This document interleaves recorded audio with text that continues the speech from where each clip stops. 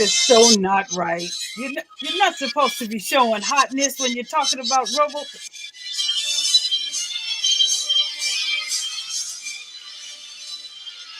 You can't get showing hotness while we're doing the Robotech. You can't just show the. How has that got to do with?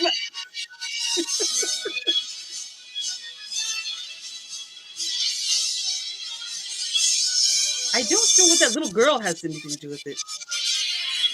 That's X2, is that her name? From that. X23. Right. X23. Yeah, right. I forgot. You can't. You shouldn't be showing. I got to try to focus on the.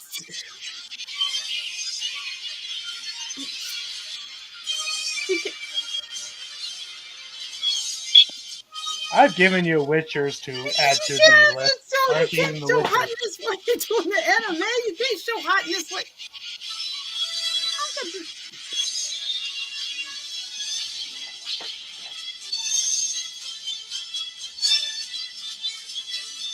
I might have to ask for some of these for inspection.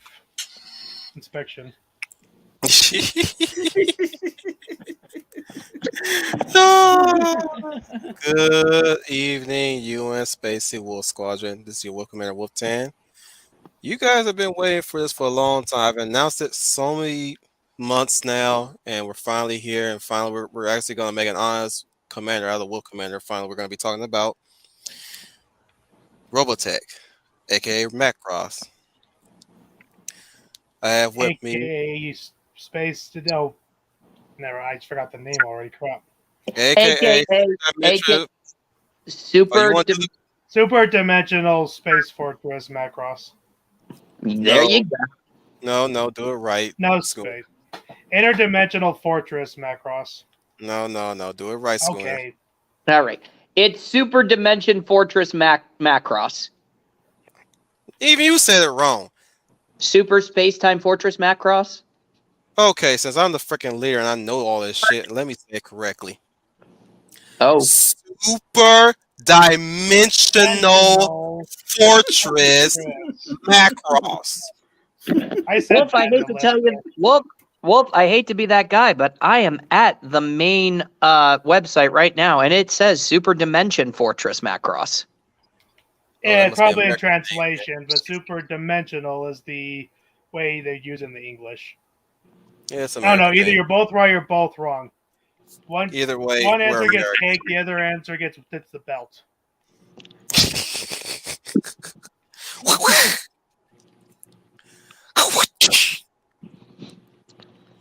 Ow! Anyway.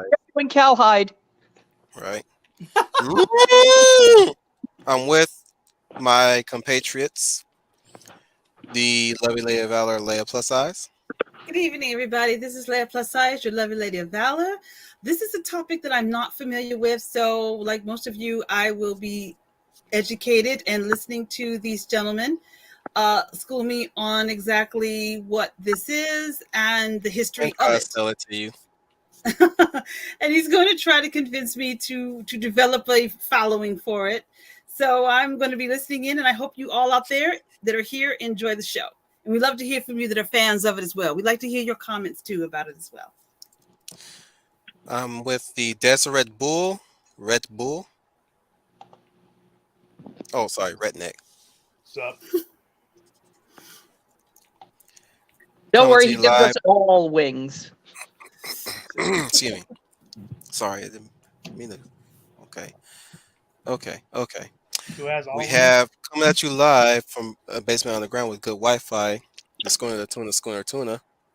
This is Wolf Squadron 2, Schooner Tuna, coming at you live from a secret government facility buried deep underground, but has excellent Wi-Fi. And I'm swooping in on our namesake anime right here with my thrusters at maximum and my weapons hot and ready. Good.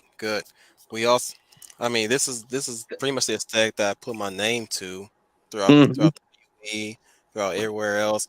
Even come to give everybody a call sign. Those who join us and stay with us as long as they did. This is where everything it all begins, guys. All this begins with Robotech. Something that's been near dear to my heart. Second to Gundam comes a second to it, but it was always Robotech that was really one of those animes that really hit me in my journey to anime viewership. Dare I say it, we got another fan here, Big Al. I wish you was able to join us, Big Al, because you're definitely an aficionado on Robotech. I was thinking about bringing in another person who's neck deep into it. For those who don't know, Janelle, who's also part of Ishii's crew, not too long ago, probably last year, we did a stream together with us and Ishii, and we talked about Robotech. And boy, did she take command of that situation, because I was like, I'm only familiar with the 3 shows that I watched. I didn't know it was this deep in lore.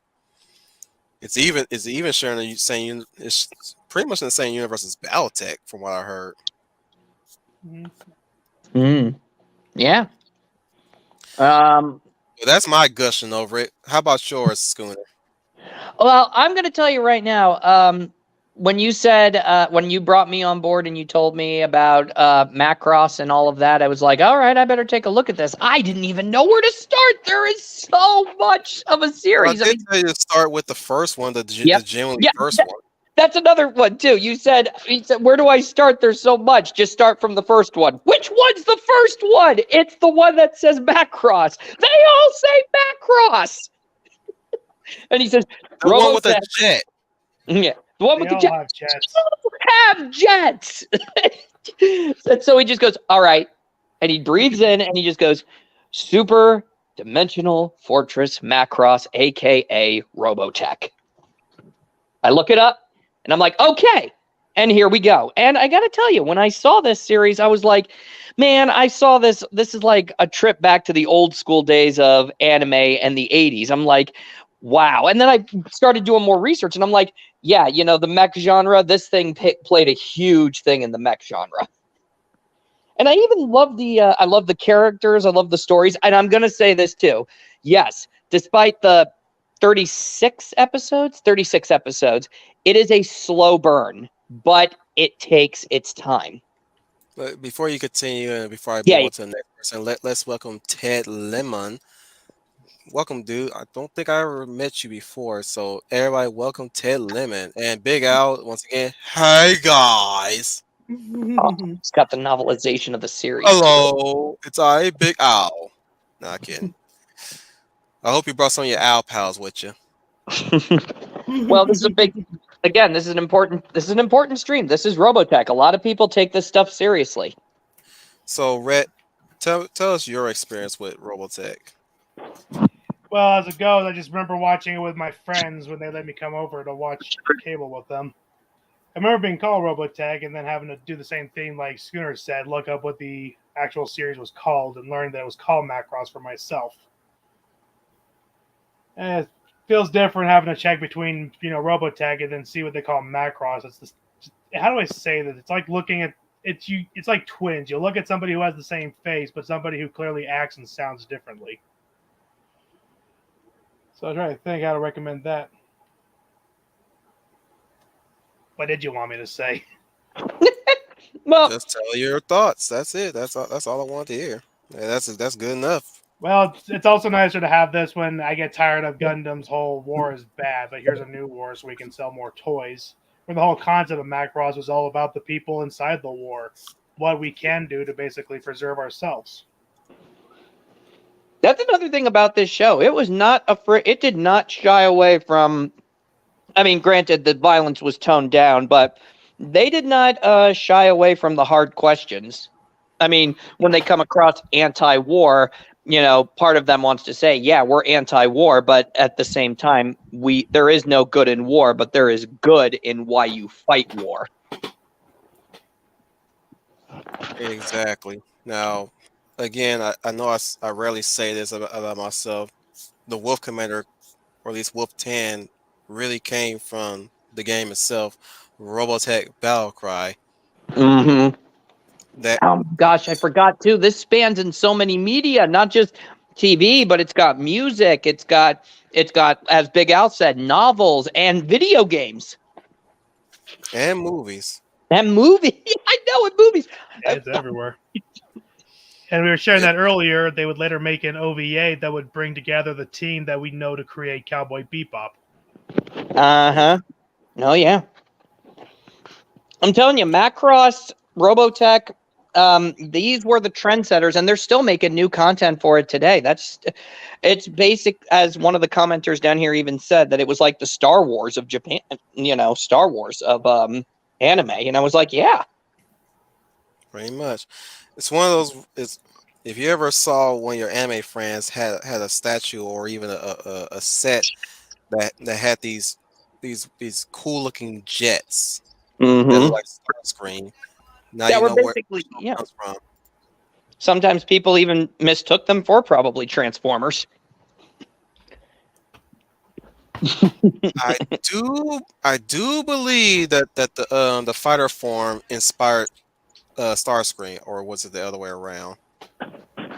But you can take the lead here, Schooner, about your experience with Robotech, the show itself. Oh, okay.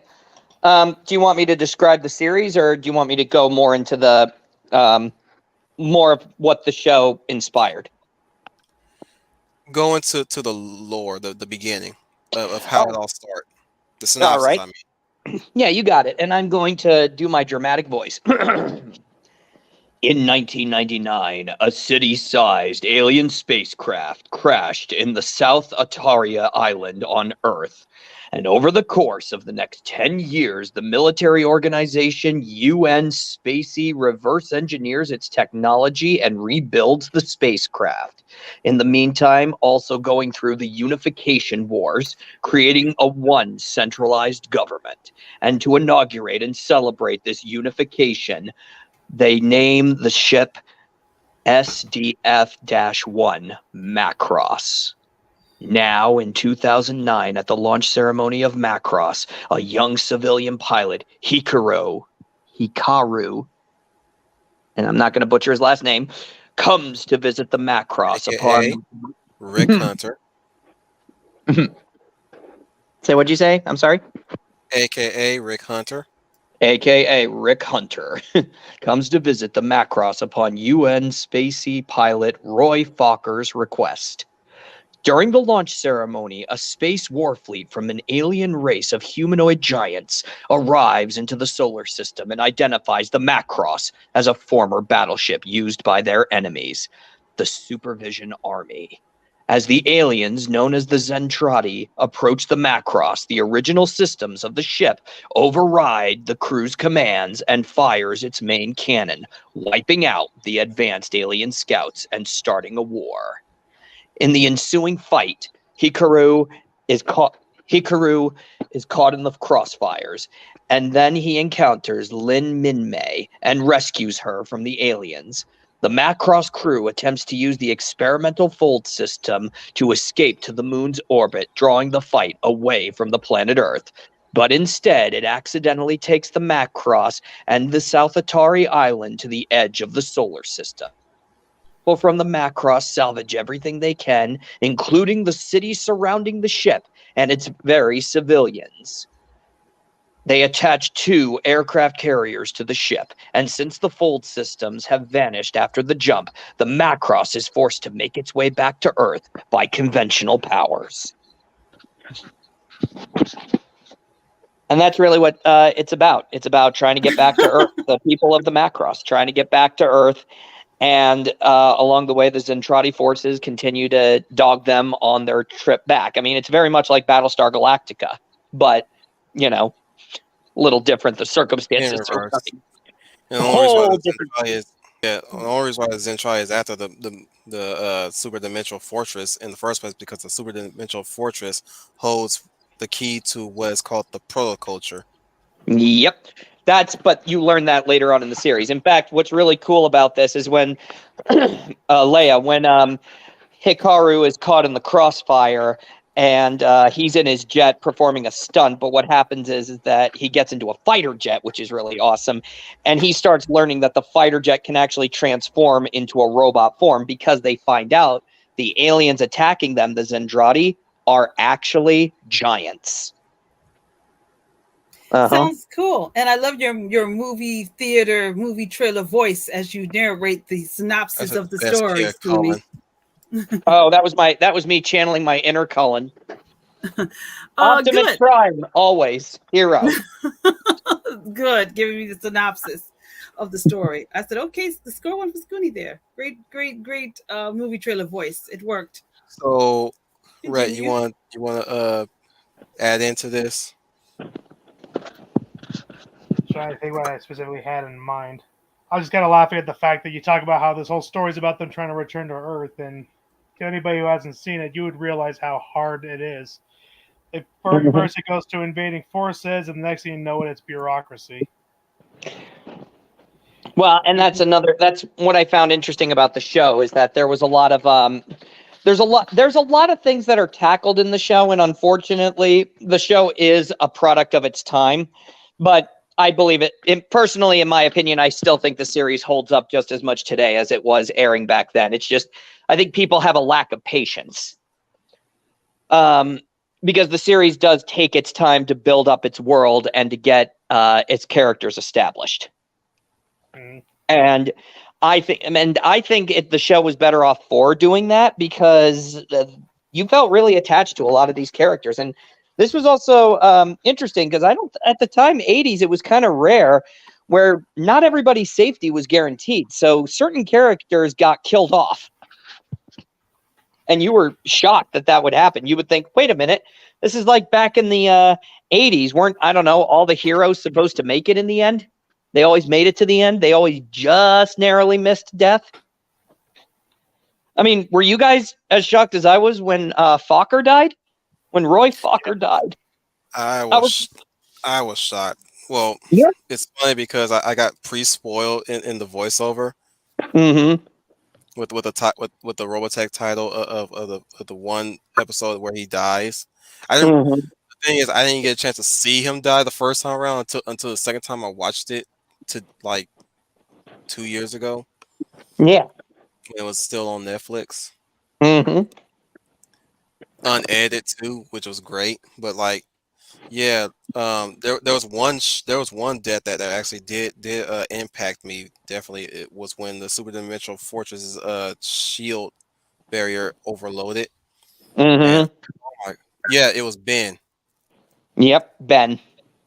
Ben got overtaken by it because he couldn't get away in time. Yep. This is when they were defending the Super Dimensional Fortress while it was doing its launch sequence. Mm-hmm. That was another thing that I liked about the show was the fact that they were racing against time every single time each episode, and there were still greater episodes too, mind you, but like every episode was them racing against time. The one episode where it has to get off the planet, race against time, where even when Rick Hunter or Hikaru has to save Minmay, race against time. Mm-hmm. That's how his name. His last name. I was willing to help you pronounce that name earlier, but I was like, yeah, just let it roll. But that's another thing too about the series is that there was a sense of continuity and consistency. If a thing got damaged, it stayed damaged for a few episodes until they finally got it fixed. I mean, the show really takes it was really consistent about it. Wanted to stay. Say what you will about animation wise, you could spot the inconsistencies in animation, but in terms of continuity within the show, it's tight. It's very tight. Mm-hmm. And the weapons that they use to fight against the Zentradi, the Veritech or the Valkyrie, as they're called. Yep. Which is what you see on screen right now, the jets, which have 3 modes. So beautiful. I'm going to explain those in a bit.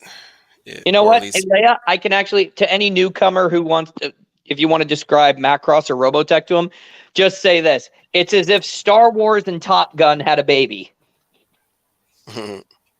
Yeah, I was gonna say probably. Yeah. Yeah, Star Wars and Top Gun had a baby. Complete with music. Yes, complete with that beautiful, beautiful 80s pop music. Did you watch Macross or did you watch Robotech? I watched Macross. Oh, so you got the English Japanese singing. Awesome. Yep, I got the English Japanese singing. That's another thing too. If you could sum up Macross in 3 words, it is mech robots, okay, 80s pop music, and love triangles. Boy, does this show love pushing its love triangles. All right, I'm going to explain the modes. Yep. So yeah. So So So the one you got on your screen right now, this is the fighter jet mode. It's fire mode, and there's also gear walk or guardian mode, and then there's battleoid, or as I like to call it, attack mode. Yep. Are we going to So get pictures of the? Are we going to get the pictures of the other modes If I on have the time. screen? Okay. All right. Very cool. Yeah. So basically, Guardian mode, the second stage mode, is when the legs can extend out and the arms that actually do have fully functioning opposable digits, which is really cool. It's not meant for combat though. It's more of loading and recovery. Yeah. Loading and It can still recovery. defend itself, but it's not. It's more of like if you had a helicopter have a hover mode. Mm-hmm.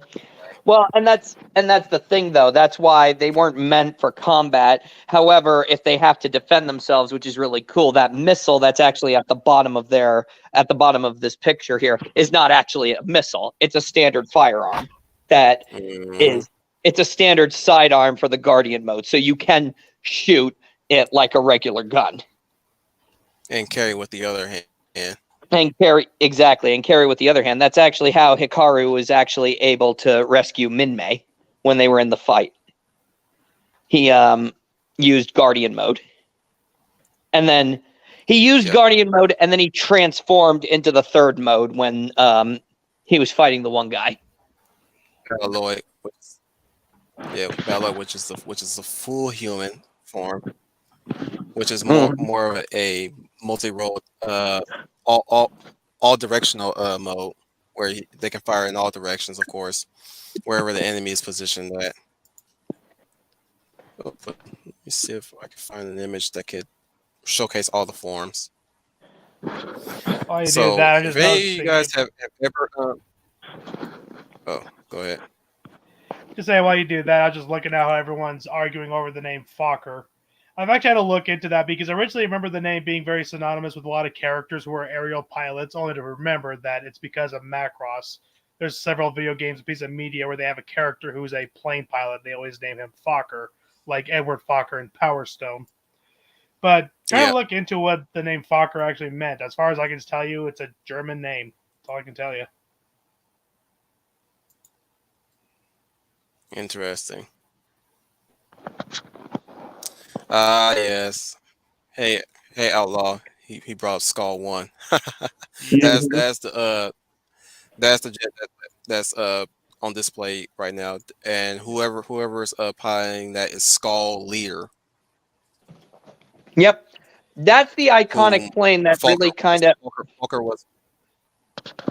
was Skull Leader until it was given to Rick upon his death. Yep. What I wish I knew was how Macross changed a lot of media for us when it came out. Oh, yeah. Like, I'm looking this up when Macross and when Transformers came out, there was ever a lines that were crossed, like if one studio or director was involved or what. Yeah. Macross 82, Transformers 84. Wouldn't be surprised if they took some inspiration from that, or if the studio who was working on the Transformers series just stole the idea from Macross. There was an enemy that was a Valkyrie in Sonic Heroes that you encounter in one of the Oh, yeah. Yep. Well, and that's one of the things about Skull 1. Say what? When I saw him, I was like, holy shit, that's a Veritech. What I'm fighting a Veritech. And he's fucking annoying because he's blasting me with a big fucking laser. And Eggman built it.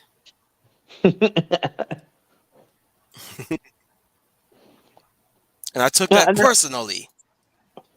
I'll tell you right now, the So while these Skull keep talking. Skull 1 is the most iconic of all the planes. Yep.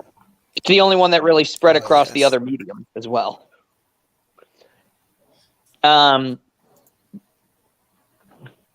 there's not a lot I can't cover right now, but oh, thank you, Big Al. Oh, that's pretty cool. Well, there you go. You mind That's sharing with the group? but getting back with. Oh, do you want me to read it or no? Yeah. Okay. Go ahead. Anton Herman Gerard Anthony Fokker was a Dutch aviation pioneer, aviation entrepreneur, aircraft designer, and aircraft manufacturer. Fokker is a respected name in aviation. Wow. Oh, that's Well, there you even go. cooler to know. Now, yeah, that just makes this series all the more cooler. Because it actually showed some. You could tell that the writers of the show had their hearts in this. But now I mean, wonder if if you the were character. Now I wonder if the character in Power Stone was supposed to be. He's basically he's dressed as a pilot, and his power form is a robotic plane, Oh yeah, okay. which was really cool. But I was saying, if you're an aviation buff, you definitely would love this series. All the things that they do. So I've pretty much loaded up the pictures. So right now we're viewing the fighter form, which is obviously for dogfighting, mostly for dogfighting, and just getting out of situations quickly. Sorry, and it fires shit tons of missiles, depending on what outfit you put it on. Then you have the Gerwalk or the Guardian mode, like this. This is Rick's jet, and his colors right here, which is, again, like I said, it's more traversal and carrying and rescue. And then you have the Balloid form, which is, again, all directional and maneuverable, and able to go toe to toe with a Zentradi, body to body, of course, because officers. Yep.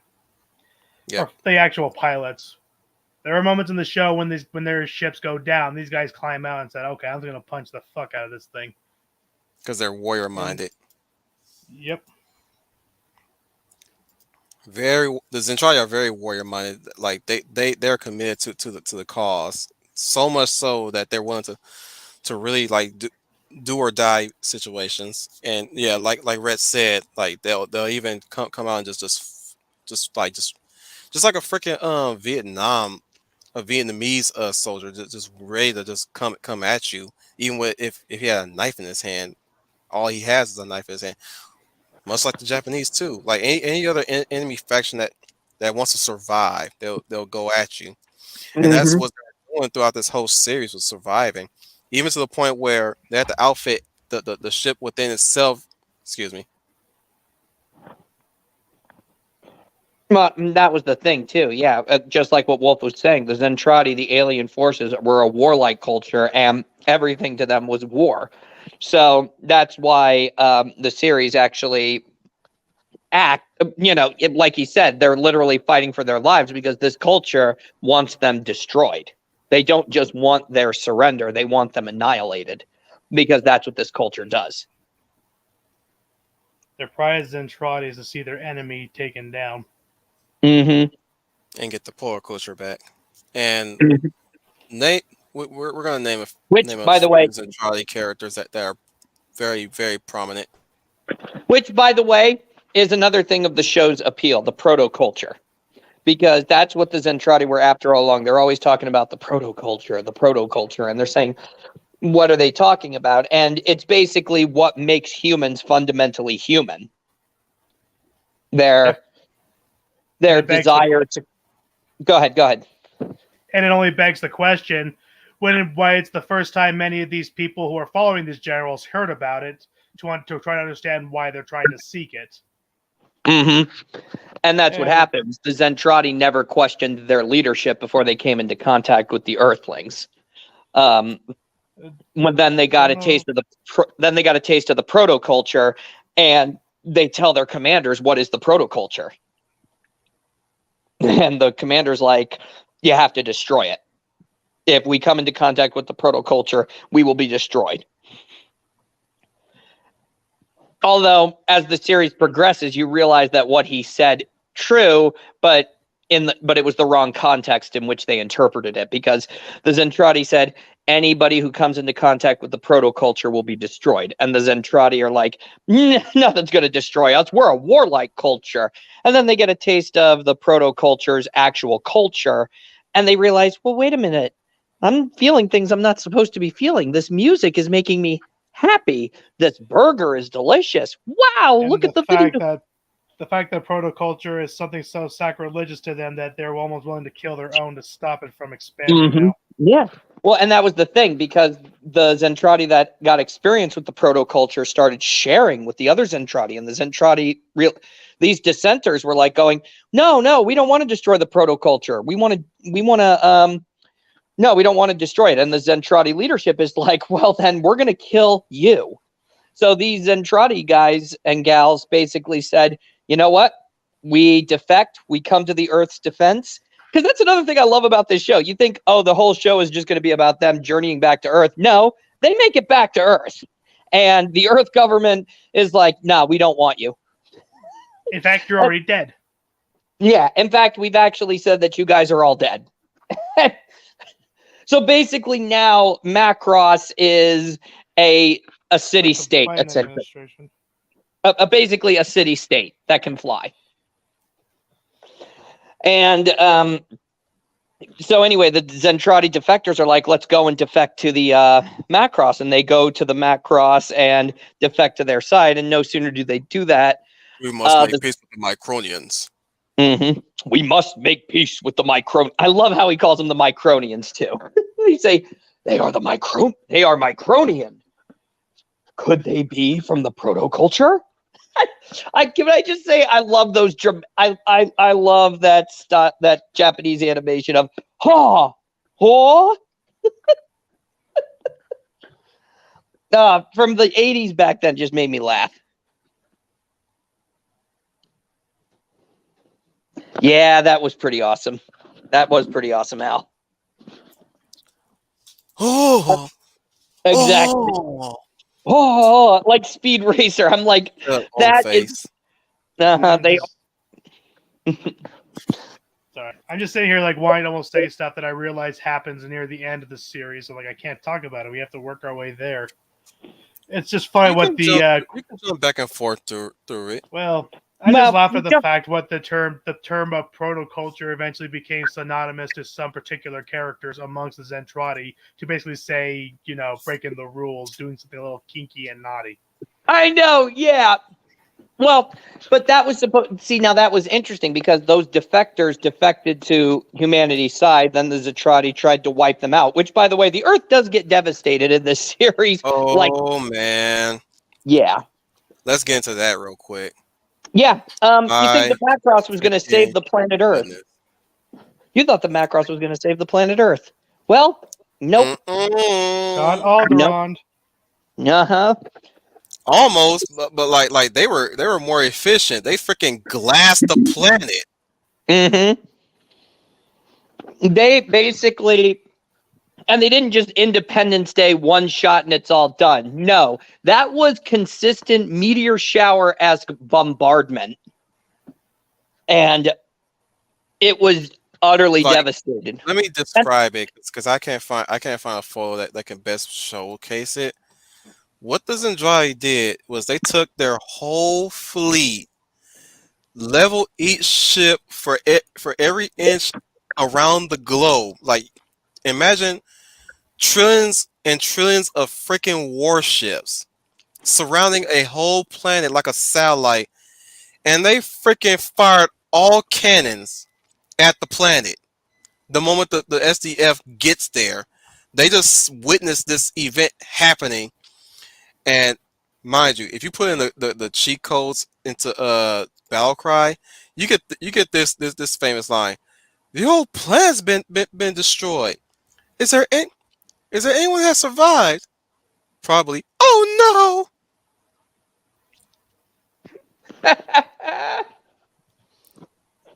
Oh my no! Rick, god, that you was must me. stop them." Oh But my Now god! that I think about it. yeah, Yeah, yeah, but that's like that they even did a art still of that in Battlecry, and boy, the image really just hammers home how fucked that whole historical moment, if you will. oh yeah. Because essentially the human race before there you see the true power too of the Zentradi and how truly ruthless they were. Oh And yeah, how and what great lengths the high command would go to ensure the protocultures that the protoculture would never return. agree, Tyler. That yeah.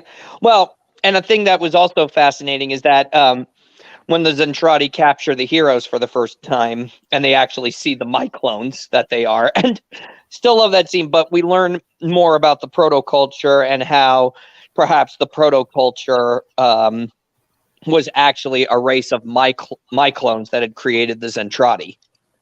And they created the Zentradi for war. The problem is that the Zentradi were so genetically enhanced and bred for war so much that they could no longer stop fighting. They could no longer stop fighting a war. So the myclones had no choice but to leave the planet. And I love how they never directly say it, but it's always hinted at that that's really where humanity comes from, that they're an offshoot of the myclone of that created the Zentradi. But it's never But confirmed. for But what it's never. purpose? But for what purpose? Never Exactly. explained. They always hint, but that's the thing. I love when they say, "Wait a minute." So does that mean that the descendants of Earth were from this planet of protoculture? And the captain says, "No, I don't believe that. That's again, we have." Let's call them by their original names, the Robotech Masters. Yeah, yeah. That's They're the called the, that's the American version, of course. which actually I think fits to help. Not to say simplify it, but that's basically what the protoculture and the myclones were. They were the masters. The masters created the Zentradi. The Zentradi turned against the masters, and the masters then disappeared somewhere in the universe. And it's always hinted at in the series that the masters are actually descendants of the Earth, of the humanity on Earth. Hinted, but never ever directly stated. Motherfucker, can I at least find a really good picture of SDF-1? Ouch. Need help? That's not a figure or a toy, at least.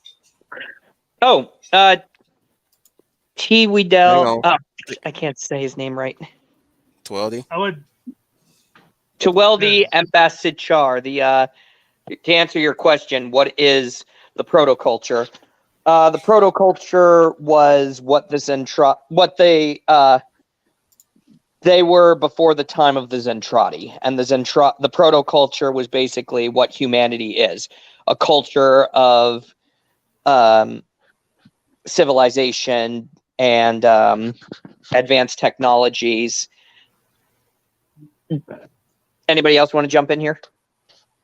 I'm hoping we'll find references of the SDF one. I okay. found one. Help him out. Okay. For the protoculture, as far as they know, it was some means of method that was used. It was something that was lost to the Zentradi, but as they are basically just driven across the corners of space and are slowly a fading species in their own, they're trying to find a means to bring their species back into power, bring themselves back to what's the word I want to say? They basically want to make it so that their species can actually continue on and not just be this fading thing. So they're out trying to seek it while at the same time trying to forsake it from anybody else from understanding it. I hope Leia's here to hear us talk about this. So should I just go for the layman's term? Please. Protoculture is how we have babies. Mm-hmm. And babies we That was, made later on in the show. and yes, the protoculture is making babies. That's what I didn't know if we were saving that for later. Because do you see how I was struggling back there to explain what the protoculture was? Because it's like, are we ready for this? Are we ready? In If you had layman's kids of terms, your own, that would be funny to see. yeah. One of my favorite characters actually protoculture one of the Zentradi, of course. And we also later found out that the Zentradi can actually microsize themselves. They're not Mm-hmm. necessarily giant all the time. They can actually be yeah. What am I saying? They Oh, can thank you. shrink and grow Thank themselves you, based Red. on their own genetic structure. Thank you, Red, for the stills. Give me a sec. You can keep talking. Yeah, you find out because the Zentradi want to know more about the protoculture. So they send these spies over there and they basically have this technology that can rewrite their genetic structure to make them small. Big Al's referencing really sad stills that were shown in the show's Macross itself. When they have already wiped out the enemies in their fight on Earth, you see the dead Zentradi body just sitting outside of his ship, just decayed, where he had in his possession a Min-Mei doll. Yep. Its battery is slowly dying. Mm-hmm. It's just for them. It's interesting for people who just barely came to understand it, have such a high value in trying to understand it further. Well, and that was the thing about Macross is that it's more than just this generic show. It can invoke some serious emotion. And, you really do come to feel for the characters. That's why everybody says, oh, it takes so long. No, this is a show doing what it's supposed to do, taking its time so you can attach yourself to all of this. So that when they do drop the bomb on you, quite literally, you're hurt. You're like, oh, man. I mean, just going back to Fokker's death, how upset were you guys when you saw him sitting in his girlfriend's apartment?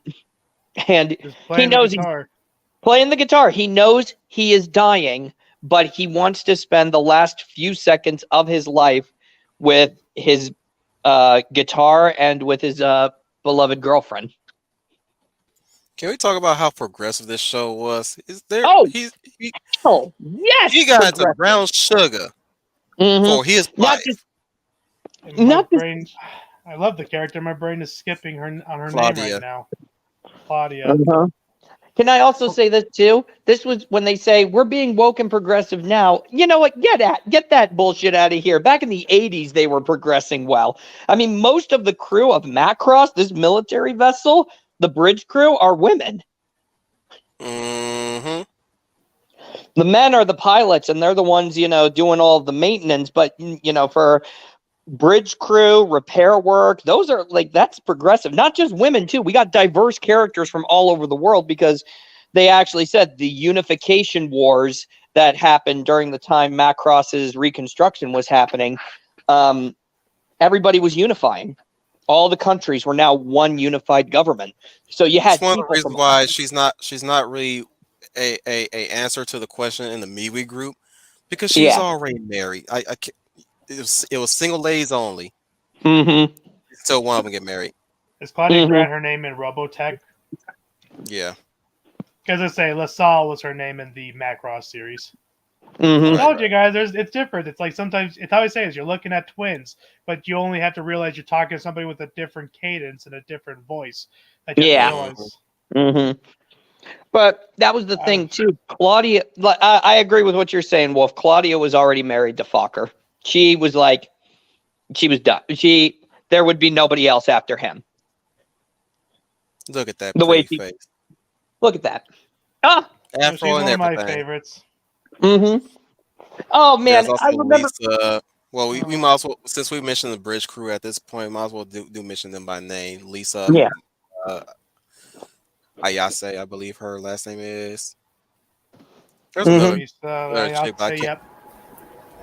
There was another chick I can't remember. He was the commanding officer for the Macross. Oh yeah, there's the captain. That dude is awesome. What's How his name often do again? you get a captain who is still hardened by the military life, but at the same time has not lost his value of humanity, so much He's a so that he's willing. granddaddy to everybody. Yep, Who is this? I'm sorry. Go ahead, Redneck. I'm just saying that, yeah, just like what Wolf just said, the Mhm. captain of the Macross himself was like everybody's grandpa. And when it came to his whole character changed the moment they're in space, realizing that all they have is themselves. That it was kind of like we were talking about with Shiro back in the last episode. We were talking about the gay characters, how you're a military you're a military tactician. You're a genius. You're supposed to be the guy who leads. Supposed to lead everybody in battle. But when all you do is have yourselves, you have to remember to preserve your family, your relations there. And that's just what happened with that captain when the Macross was suddenly sent across the entire galaxy with only questions of how they were going to get You know back. what, Al? I might as well bump you in here too. You coming I on, mean, Al? if you want to, give me a sign. Keep going, Red. But again, it's just with Captain Glovel, it's all about it is about humanity trying to endure these wars. It's not so much that it's not to say that war is good, but war is always seen bad. It's always a scary thing, but at the same time, it's going to come, it's going to happen, and all you can do is your best. And the most important thing that these characters had to learn themselves was learning how to preserve their humanity. And that became very prominent when it came to the fact that their own enemy was trying to reach out to them, trying to create a sense of peace between each other. Exactly. Because they had seen how their basically warfare had evolved to a scale that I don't even think the captain himself was ready for. I mean, that was another thing too. They had just come off of unification wars, so they knew how to fight conventional humans. There was a learning curve to fighting the Zentradi. Mm-hmm. There was They had an experimental shield that they were using, and even then, especially when it came down to building an entire city within the ship, you have to have everybody make sure everybody was super evacuated before you transform, because Jesus, anybody could get stuck or get crushed while the gears are shifting. Exactly. And there was definitely a sequence that happened. Well, not necessarily a sequence where people die because of the gears. No, not that. It was the fact that Minmay had got trapped with her cousin, her dick of a cousin. Who's a real asshole. He's an asshole of every definition that we can only look at him and say we know that person. Mm-hmm. That's the thing I was thinking about, is we talked about a lot of these other characters, but we've never talked about the importance of some of these other characters like Hikaru and Minmay. We're bringing up a lot. We brought up Fokker. We're finally bringing up Misa. We brought up Claudia. Mm-hmm. It's like there's so much that's going on. Like, again, with war, it's how is it? Like, you got to bring your best. You got to do what you can do when it comes to the war, and that's one of my favorite themes in Macross. So the question is, what do the people do that aren't soldiers, who aren't fighters, who aren't commanders? That's by the way, that's Rick in his stunt pilot outfit, not his full fighter pilot outfit. We're gonna have a conflict. He's Hikaru to me. Okay. Is this the team? Not necessarily the team that is the crew, yes, but these are the people we're following the most that has a story to tell. Mm-hmm. Well, I'm glad to see that the women look like women. Oh, heck yeah. And don't even think that's another thing too, is that this show, again, like Wolf said, this was very progressive for its time, because Lisa Hayes' character is great because Claudia says, Lisa, when are you going to go out with us girls, and hang, get a guy? And Lisa's all, I'm married to the job and married to duty and all this kind of stuff. And Claudia's like, I love Claudia. She's like she's the BFs of BFs. She's the best friend that everybody deserves. She basically says, Lisa, you are kidding nobody.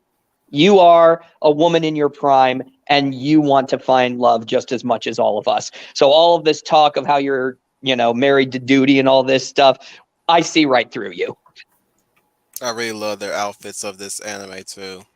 I do too. Oh, yeah. I like that. Yeah, I like. Which reminds me, fitting yet professional. So Leia, these characters need some introduction for you. So in the center with the blonde hair, that's Roy Folker. Next to Okay. him on Pronounced his Fokker. left, I pronounce it Folker.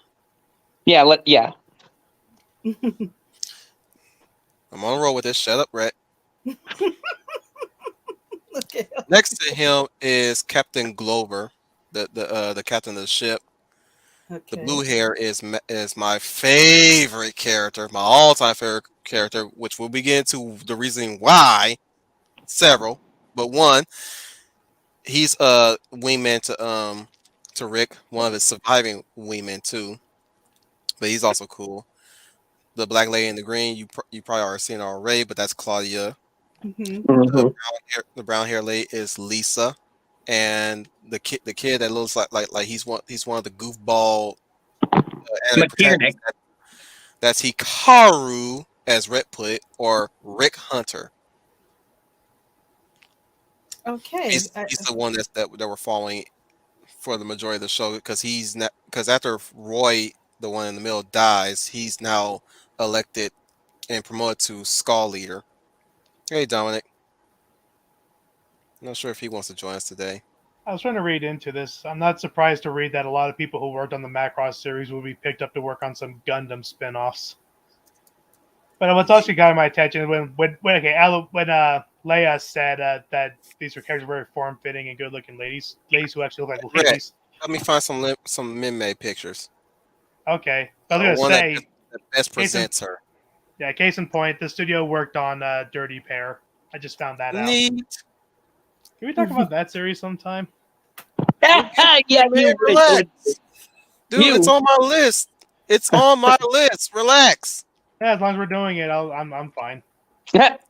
Redneck, you wasted no time. Dude, You I did wasted- say we're gonna be doing Trigun. We're gonna do what the fuck else did I say? Cowboy Now- Bebop. Yeah, Cowboy fact- Bebop. Probably Cowboy Bebop. Probably. Now with the female Trigun. Go ahead, Leia.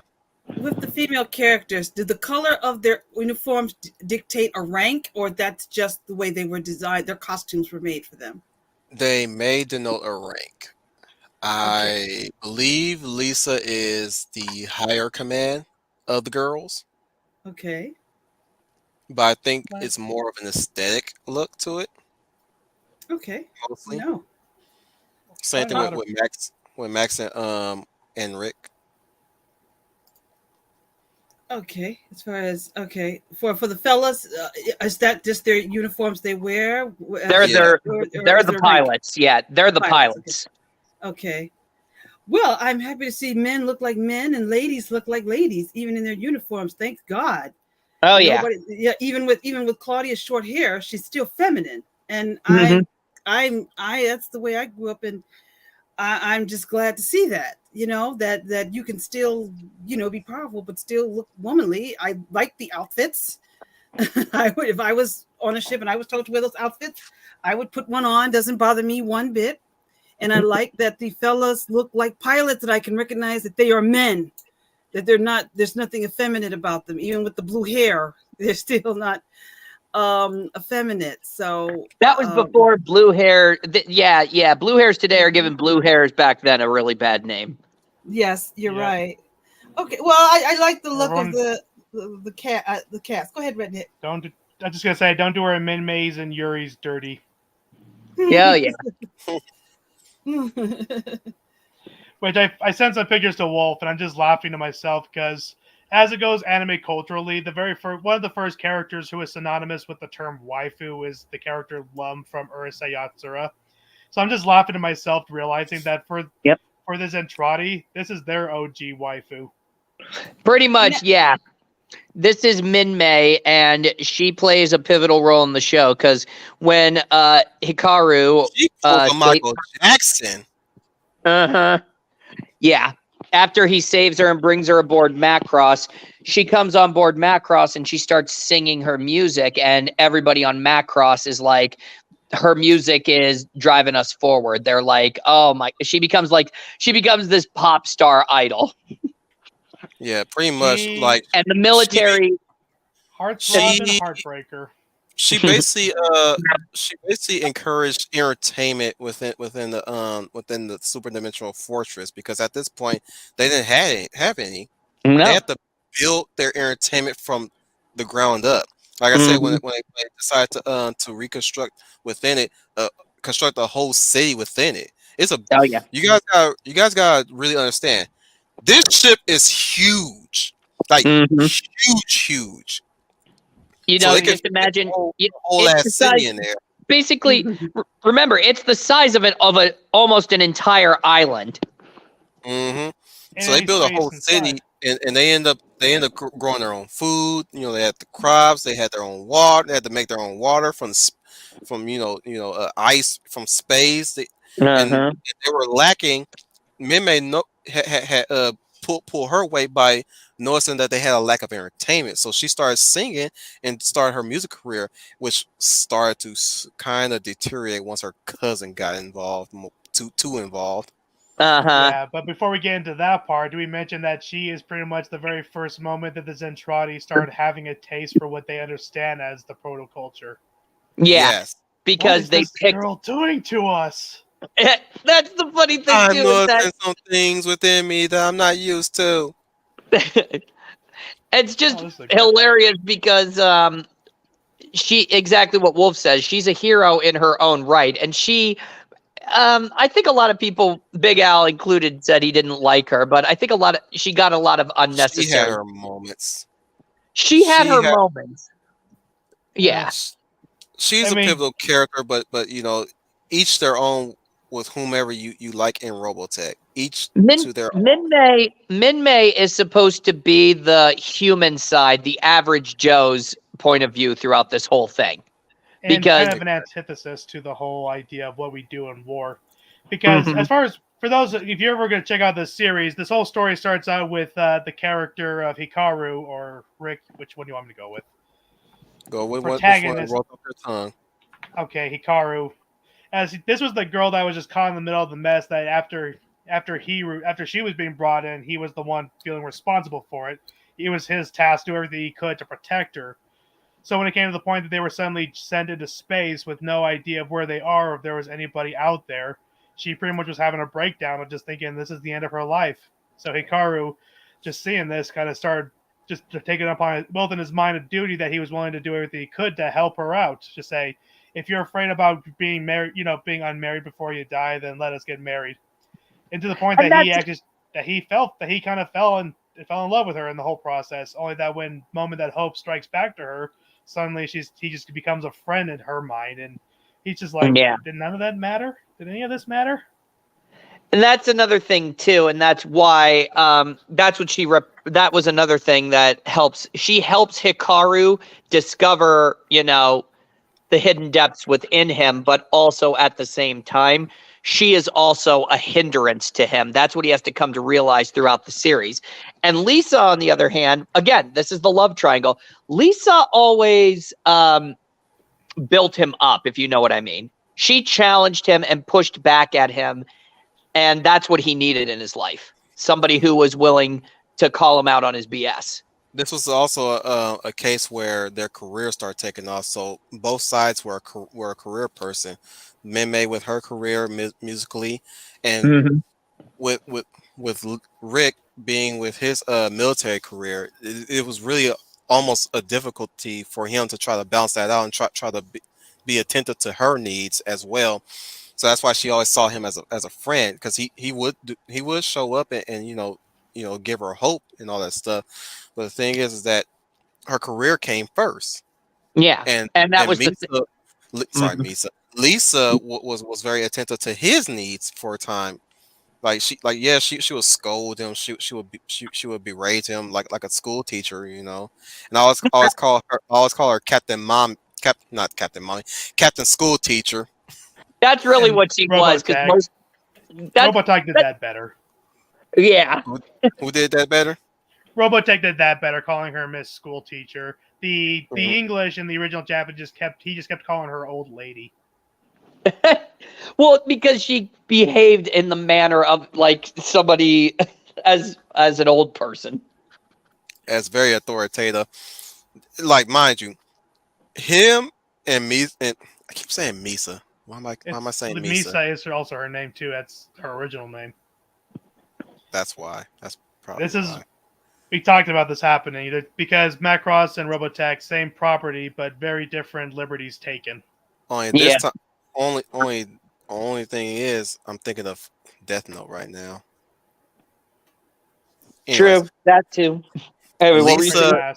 Lisa and Rick never got along in the beginning of the series, and it was No. freaking fun to watch them interact, Oh, especially yeah. especially when she was assigned to get his head on straight because he was being reckless. I think it was Folker that did that for him. That was another thing too that I love is that Folker saw the writing on the wall between Min Mei and Lisa. He knew Lisa was the one ultimately for Hikaru, and he's pushing Lisa to him. Do you ever notice that? Mm-hmm.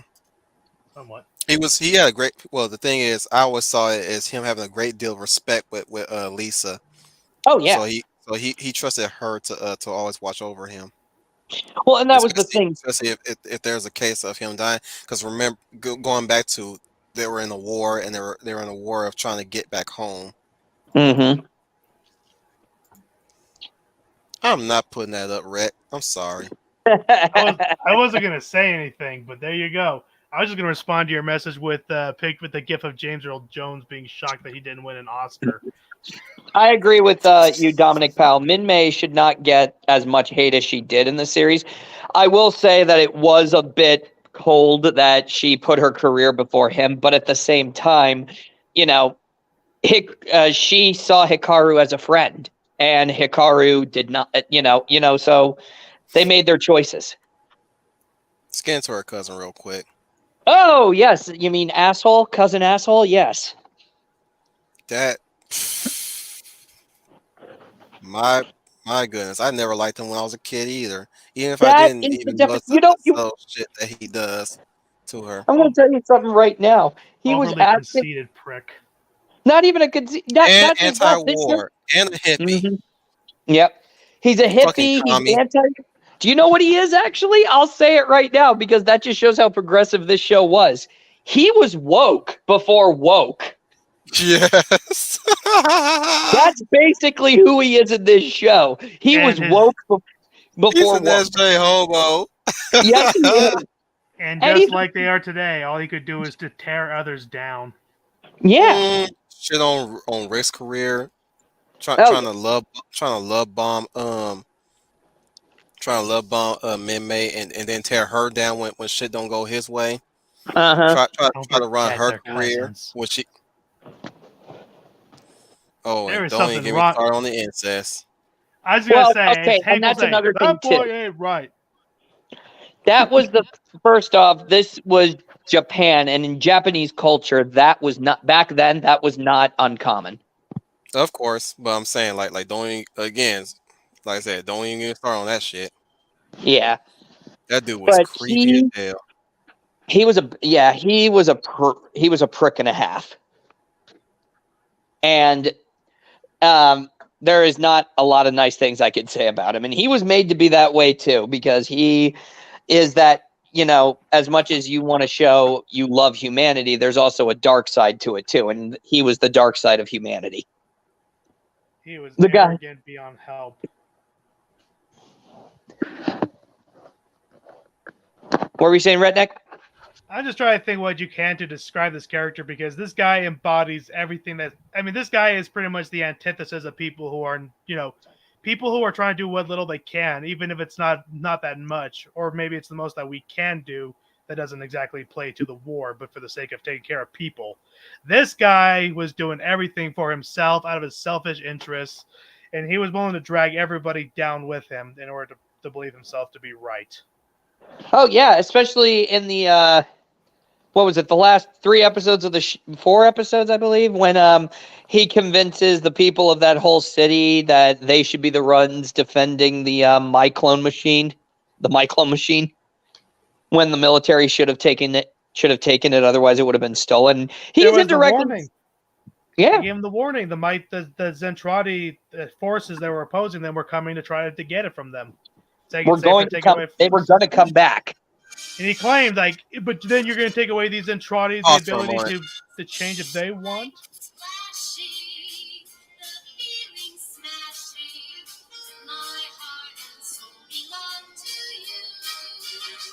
What is that? This is some of that delicious 80s pop from Macross. From the Macross series. Oh, okay. Min-May that's singing. another thing. Leia, that's another thing this show was known for. It's 80s pop music. That's okay. I still. My big day. This is my time to be a star. And the thrill that I feel is really unreal. I can't believe I come this far. Oh, my bad. Oh, I wasn't. He's in the moment, guys. He's in the moment. That song is actually the catalyst that got the Zentradi thinking. Are we? What are we doing? Yeah, exactly. That's another thing. Leia, that was another thing too, is that the aliens of the show, the Zentradi, when they started hearing the 80s pop music and seeing the music videos of Min-May and all of that 80s fashion, by the way, of Japanese pop stars, they're watching this and they're like, wow, there's more to this culture than I realized. That's cute. By the way, Leia, if you watch Robotech in English, get used to that song. They play that song all the time. I mean, all the time. That's what they were trying to do, though. They were trying to get people hooked on the pop music of the show because then they could sell it in merchandising. The music is where I have to debate which is better to recommend, Robotech or Macross. Because in the Macross English dub, you got the lovely English, where in the Robotech you got re-recorded music. Was it the original actress who played her singing? The answer to the question is I say both of them, because both of them you get a different experience with both. And you get to decide which one. I mean, Wolf right here, he likes the idea of Rick Hunter instead of Hikaru. And he's throughout this entire stream, which I love, is that he's a Robotech guy. He saw Robotech. To him, it'll be Robotech, then it's Macross. But for people like me, it's Macross. But the great thing about it is that both versions are amazing. I mean, yes. There's also this song you're going to hear a lot. Oh, my God. Yeah. Oh, come on, play it. Let the earworm come in.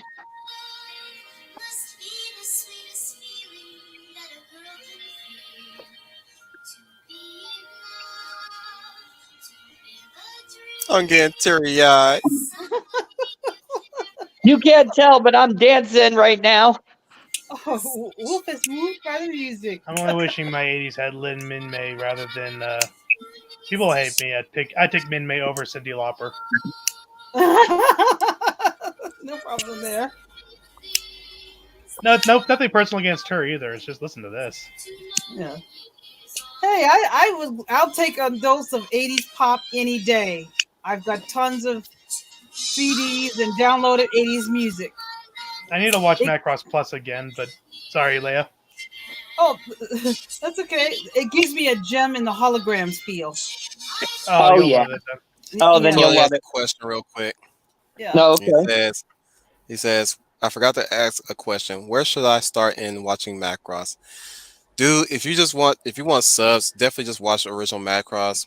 If you can kind of tolerate the dubbing, it's definitely Robotech. But the thing is, what we're talking about right now, the one show that we're talking about right now, that's where you start, because that's the beginning of the whole series. Because there's three versions, which we'll definitely be covering the other two as well. We'll definitely we're covering Macross right now, but we're definitely covering what's the second one called? Well, was it the Masters? I think it's called Master Age. I think. Let me. When in doubt, consort the internet. Unleash the internet. Give me a sec. Hang on. I had a comment about about Lynn. I got. Shut up. Shut the fuck up. There's I think it's the Sentinels. Wait, that's the movie. Those are the movies. Give me a sec. I'm sorry. Let's do over. Okay, this is Robotech. What are the other ones? Okay, yeah. So here we go. Are you ready? Mhm. So the first one is the Robotech. Sorry, the Macross saga. The second one is the Masters, and the third one is New Generation. So, here's the stage that we come. We come from jets in the first century, to tanks in the second century, to freaking motorcycles in the third season. Oh yeah. Well, that was the thing. See, Robotech, the Macross saga, you start the 1985 version. Then at the same year, you got Robotech the Masters 1985. Then you got Robotech the movie, which is basically a recontextualization of the first Macross saga. Just with the animation is amazing. I say just watch it for more of like if you're a fan of the series.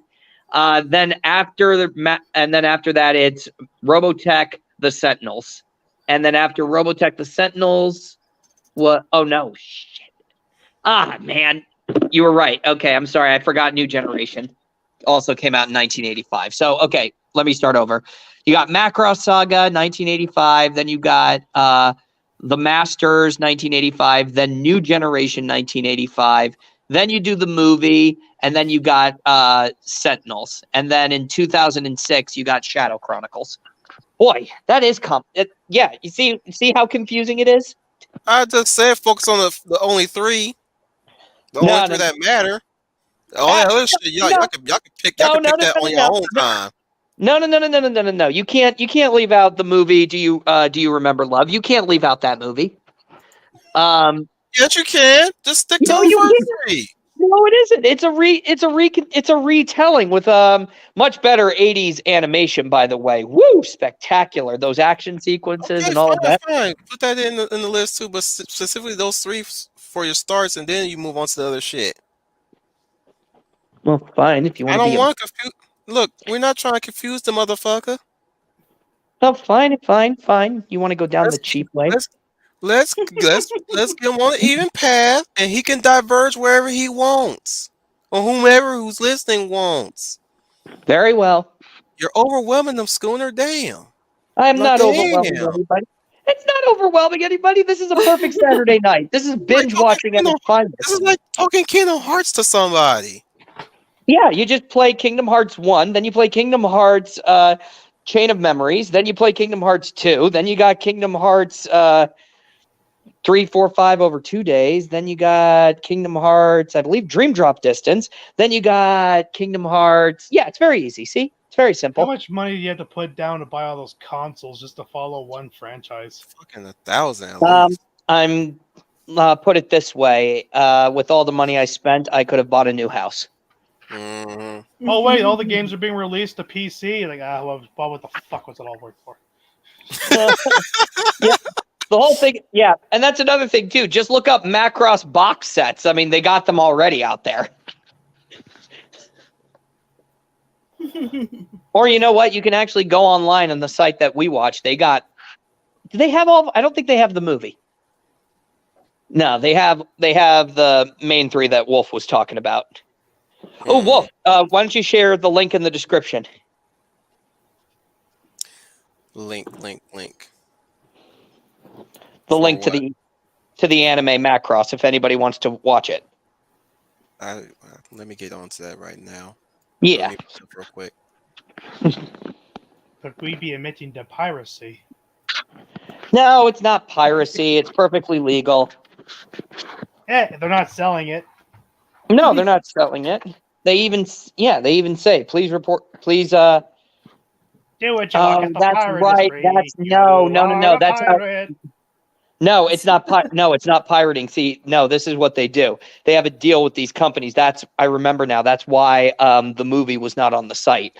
It's they want you to support the official release. So they give you the main 3 series, and then if you want more Robotech, you got to go out and buy the merch. Oh boy.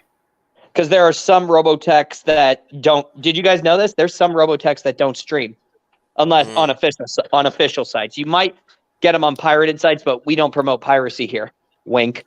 I just shared the Zoro TO link for Macross itself, the first one.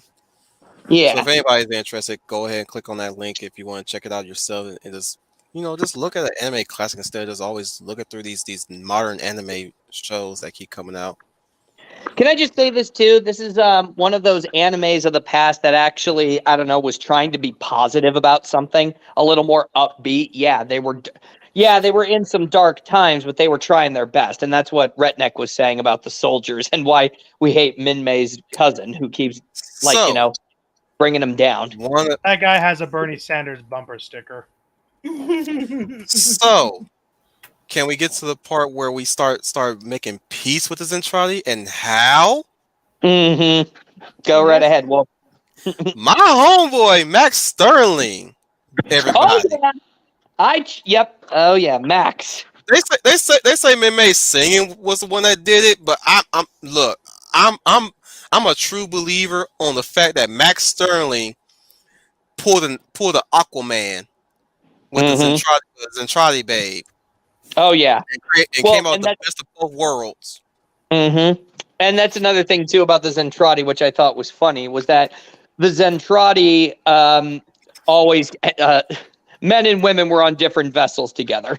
That's the thing.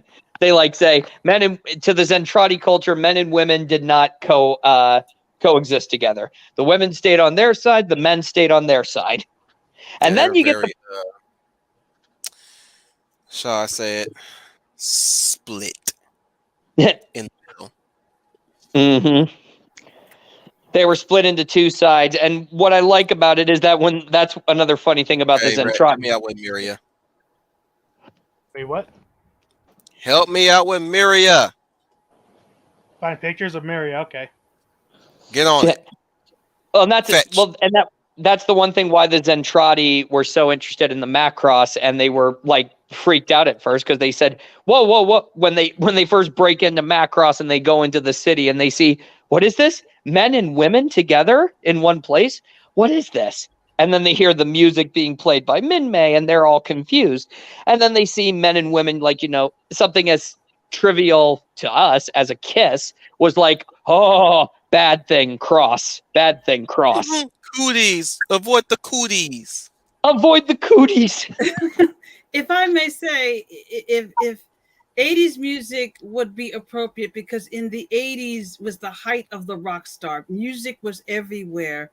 Actors want to be musicians want to be actors. You had the golden age of MTV, which I watched relentlessly, and you had rock stars everywhere. Music videos, film. Music was a big part of television, a part of movies, soundtracks galore, some of the best music you'll ever hear. So having a pop star type of singer wouldn't be out of place at that time. Like I said, the song you were playing gives me Gem and the Holograms vibes, which I used to watch all the time. So I think it was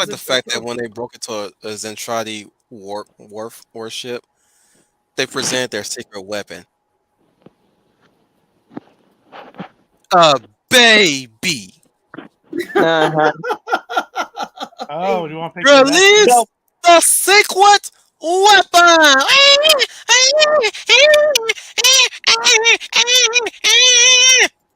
Can I just so this is where Max fits.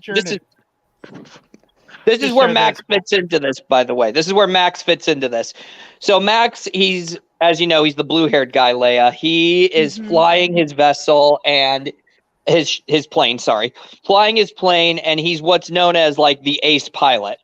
And you got this one Zentradi woman, okay? You want to say her name, Wolf? Miria. Yeah, Miria. Thank you. Miria. And she is the ace pilot of the Zentradi, and she is very much proud of it. And so she fights Max, mech to mech, and Max outwits her. And she's going, nobody in the history of any culture that I have ever conquered has ever outwitted me. I need to find out who this strategist is. Yeah. never outmaneuvered me. I need to find out who this person is. So she basically clones herself and infiltrates. This is a one-woman army, by the way, and infiltrates Macross to go and find Max. That alone is something like an impressive feat. A single Zentradi warrior. We just bit Say the what? microphone. Oh, sorry. I'm laughing because it was such a loud pop. I thought somebody's microphone just got eaten. So anyway, This is Mira Miria. that's Miria right there. She clones herself and infiltrates the ship all by herself to go and to try to find whoever this strategist is. And she goes into the city. And here's what's funny about this. She runs into Max at an arcade. Fucker. She runs into Max. She's what was it? She runs into Max at an arcade, and Max plays her because he's like enamored by her. He's like, "Wow, she's pretty," and he asks her, "Hey, can I go against you in this game?" And she says, "Very well, you may." And he outwits her using the same maneuver because what it is, it's a battle simulator that they're competing in. And Max beats her the exact same way he beat her on the battlefield. And she realizes only one person could have known that. And it's this guy. This guy's the one I must strategize and kill. And she's about to go and prepare her revenge. But he takes her hand and he says, "Hey, will you go on a date with me? Say, meet me at the park." And she says, "I will be there." And I love this because Max is there in the park waiting for her to show up. And what happens? She comes at him with a knife. And even though that was all set up, they get in a physical fight and he managed to disarm her. That's another thing too. That's funny. She threw a knife at him and she says, "I must defeat you. You defeated me in combat." And he's like saying, "Who are you?" I'll never recover from my defeat. I must defeat you. Hey, you're so beautiful. Want to get married? What? What is marriage? Is this you asking me for surrender? No, I simply ask that you be my wife. And she says, "What is?" And she just says, "I do not know what this wife is. Pick up the knife and get ready to fight me." What does Max do? He picks up the knife and he fights her. But here's the funny thing: he beats her, and she says, "I am defeated again. You must and she now says, "You must eliminate me." And he's like saying, "Well, I'm the victor, so does that mean I dictate the terms?" "Yes." "Good. Will you marry me?"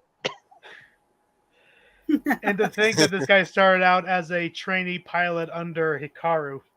Mm-hmm. Oh yeah. And one of his best friends too. Later on in the series. Max, by the way, his last name is Genius. I was Sterling.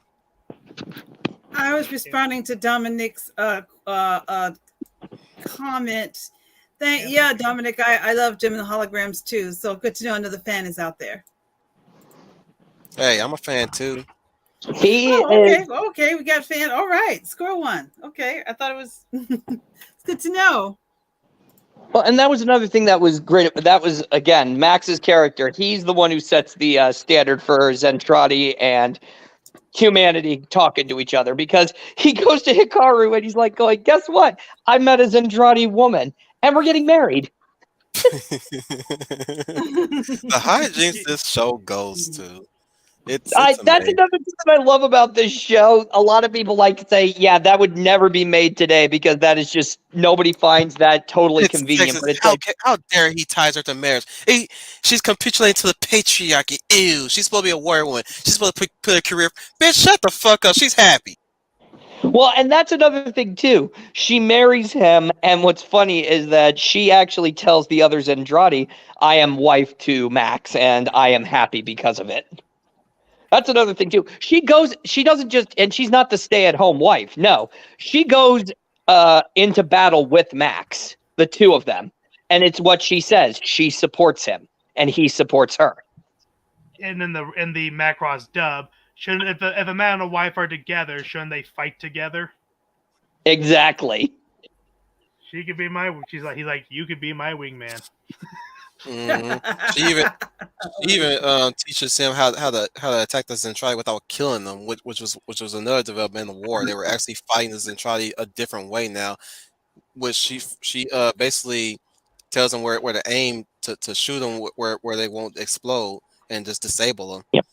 Which was a Yep. night which I as a kid I smiled at that. I wasn't even like a, a kid like me would have been like, wait, why would she want him? Wait, ain't they in the war? They should be killing each. Ooh, that's no me. It's like I understood why. I instantly understood why she recommended that. That's her people they're fighting. Mm-hmm. Of course she'll want to fight, but the thing is she want them to live too. So of course it makes sense for her to tell him that so that they don't have to spread no more bloodshed. And the plan was obviously they take a child into a battlefield. How brave of That's them. another thing. That's what I was about to say, Wolf. Just to support what you were saying. She takes her own child to help confuse the enemy, and a lot of people would call her "ooh, bad parent." But I'm like, what does she say in that? She says, "You can't take a baby in the middle of a battlefield." She says, "I am his mother. Do you not think I can protect her? Do you not think I can?" She is tougher than you think. Yeah. She goes, "She is Zentradi. She is tougher than you think. She is my daughter, and I can protect her." And I'm just like, damn. She's badass, man. She is badass. She's, total badass. The kid's first, I love that too. The kid's barely out of diapers, and the kid's been in a dogfight. And I'm like, damn. Speaking of which, is the GIF working now? Oh. There's a very famous clip from the show Macross that I'm trying to get Wolf to share, but it seems like the files are against us. It is. Just Commanding Officer Misa just sees Max and Milia's daughter for the first time. Asks, "Oh, can I hold her too?" And she's like, "Sure." So catch, throws her across the room. The baby to Lisa like a freaking. She soars like a freaking basketball. I know, that's the thing. Very well, throws her, and they all say, "How alien dare her to do that." And another thing, they say, "How dare you throw a baby like that?" And Max says, "Actually," he goes, "Actually, she's got Zentradi in her, so she's a pretty tough baby." Because that's the thing. That's the thing you come to learn about the Zentradi is that remember they are a warlike culture, so they were trained to really take a hit. And even when they're down in the myclone size, they are still very much stronger than normal humans. Mm-hmm. Which reminds me, should we showcase what the Zentradi look like? Oh, yeah. Yeah, let me get on that real quick. The Zentradi are freaking giants. That's another thing I thought was cool about them is that they can actually survive in space for a short period of time. And they don't even depressurize from space. Let me see if I can find one that has at least a big group of the main ones that we follow majority of the show. Some fan-made compilations of them too. Yeah, but I don't want to go with that because they tend to be ugly sometimes. Speaking of ugly, I wish I could show what I'm looking at. What is this? Somebody made She-Hulk a Zentradi? I buy it. I'm going to post that in the chat. Play with Miria and Max. Interesting. I'll be right back. You guys keep talking. Okay. Well, and that's the thing about the Zentradi is that they're aliens and their colors range. They go from blue skinned to purple skinned to normal human skin. And they're as diverse as the main characters, which I think is also pretty interesting. Yet they all carry the same flavor most of the time. Yep, they all carry the same. Yeah, I think it's kind of funny when the Zentradi see Minmay for the first time and all the other Earth culture stuff, and they're all like fascinated by it. They're all like, oh, like they were like so enamored with a toy doll, Leia, and I thought it was so funny. The little toy doll can actually play music every time you poke it. So at first they're all terrified of the little doll, but they poke it, and it starts playing music, and they're all scared and stuff like that of the music. But then it stops, and what do? They say, "Can we hear it again?" "Yeah, let's hear it again." So they push the doll again. Oh, and they love the music. They love the That's the thing about that's the thing about the Zentradi when you meet them in the story and they start liking human culture, they act almost like scared newborn children. Oh, very interesting. They're like children. Yeah, that's the best way of putting it. I Yeah. see. When they see something they've never seen before. Mm-hmm. Are, They are approach they it with, are they something they should fear? Should they fear them? Are they their enemies? Are they evil? Are they wicked? Or is there something that they should fear? Or how are they to the heroes of the story or the characters? The Zentratis are war-driven aliens found just within space that nobody can understand, other than the fact that they are bloodthirsty and that they are giants. Hence why they model a lot of these Valkyries to be able to contend with these creatures when they come out of their spaceships to fight them. When you say to me they act like little children when they hear the music and the little doll, it brings me the image of I don't know if you saw a Free Guy when Dude when Kevin Reynolds puts the glasses on Dude and he sees all the shiny little things and he hears the Greatest American Hero theme and he starts dancing around. Oh well, I that was the image I just thought of. This tough, yeah. fierce Well, and that creature. was the thing about the His Zentradi. music. Yeah, exactly. In fact, there was a scene where they say that the Zentradi say, okay, you men are going to be spies for us. You're going to infiltrate Macross and get everything you can. And you're going to learn everything that you can. And they say, yes, sir. And at first they're acting like normal guards. Like, all right, we're going to get the intel and we're going to find out. First, we need to shed our normal uniforms and then put on these proto-culture clothing. And one of the men dresses up goes in a dress. It's what they can find in the locker. They Yep. infiltrated some lockers. They saw some Myclonians. Mhm. Is that right? They just walk into the locker. They're like, this must be where they change uniform. We gotta steal their clothes. And now, whether the ones who are wearing sweaters and pants, the rest others are wearing just skirts and dresses.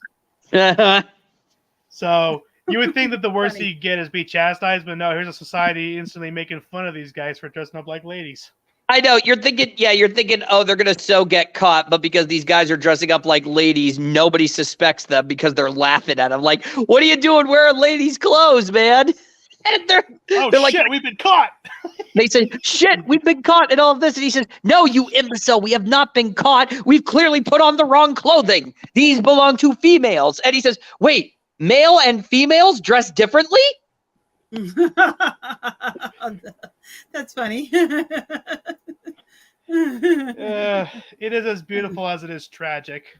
I know. I'm trying to find a clip of this because the same way we're talking about the Min-Made doll, I guess Leia missed it. We were talking about a haunting scene where they show a corpse of a Zentradi pilot just sitting on a ship where his hand's clutched around something. It's when the hand falls off that the hand opens up to reveal a box that contains a Min-Made doll inside.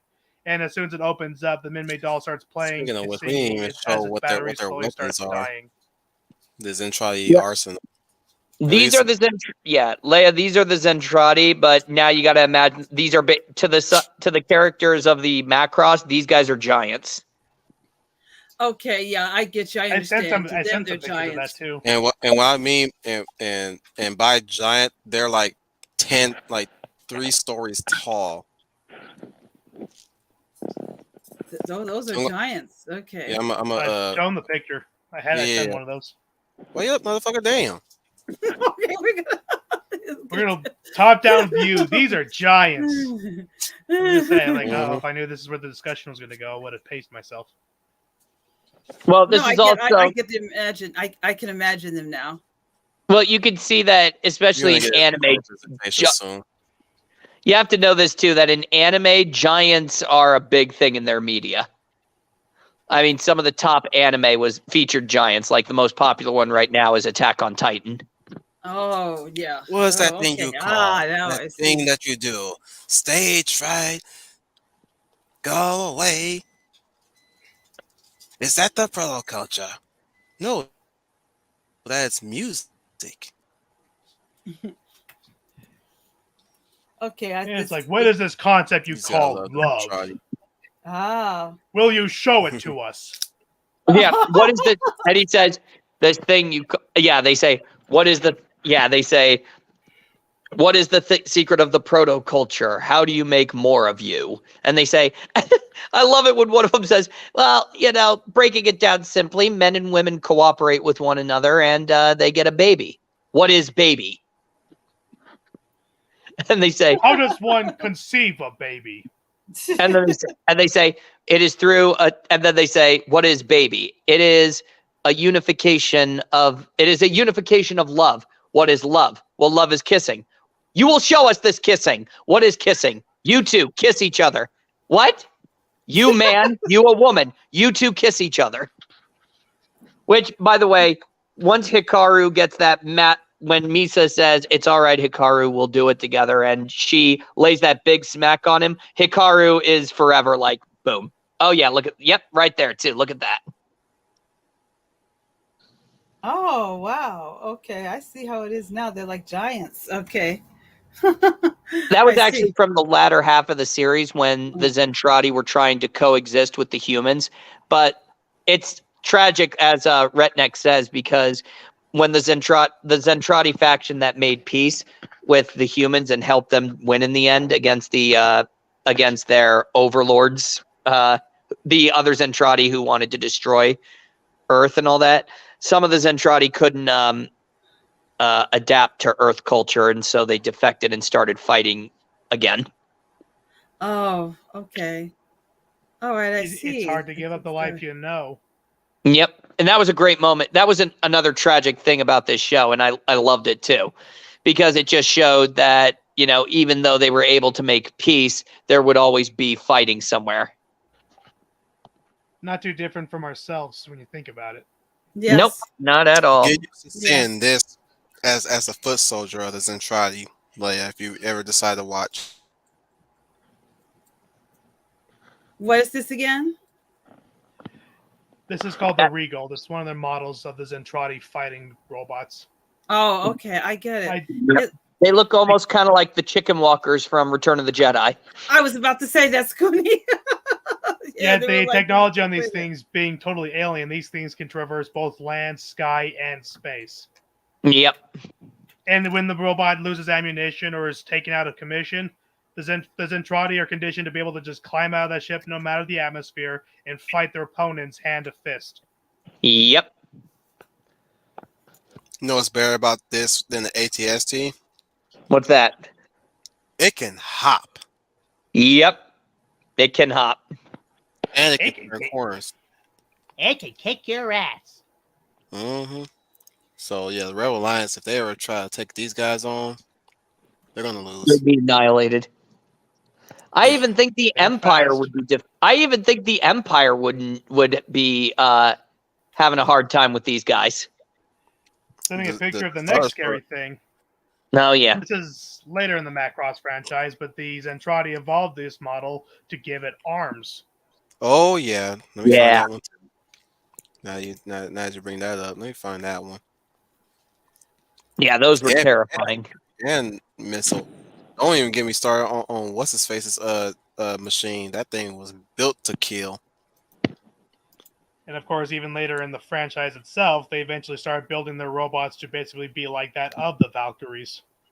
Oh yeah. Mm-hmm. Now imagine a giant Zentradi being able to pilot a 1 to what would I say that 1 to 30 30 to 1 scale of their. Yep. Oh yeah.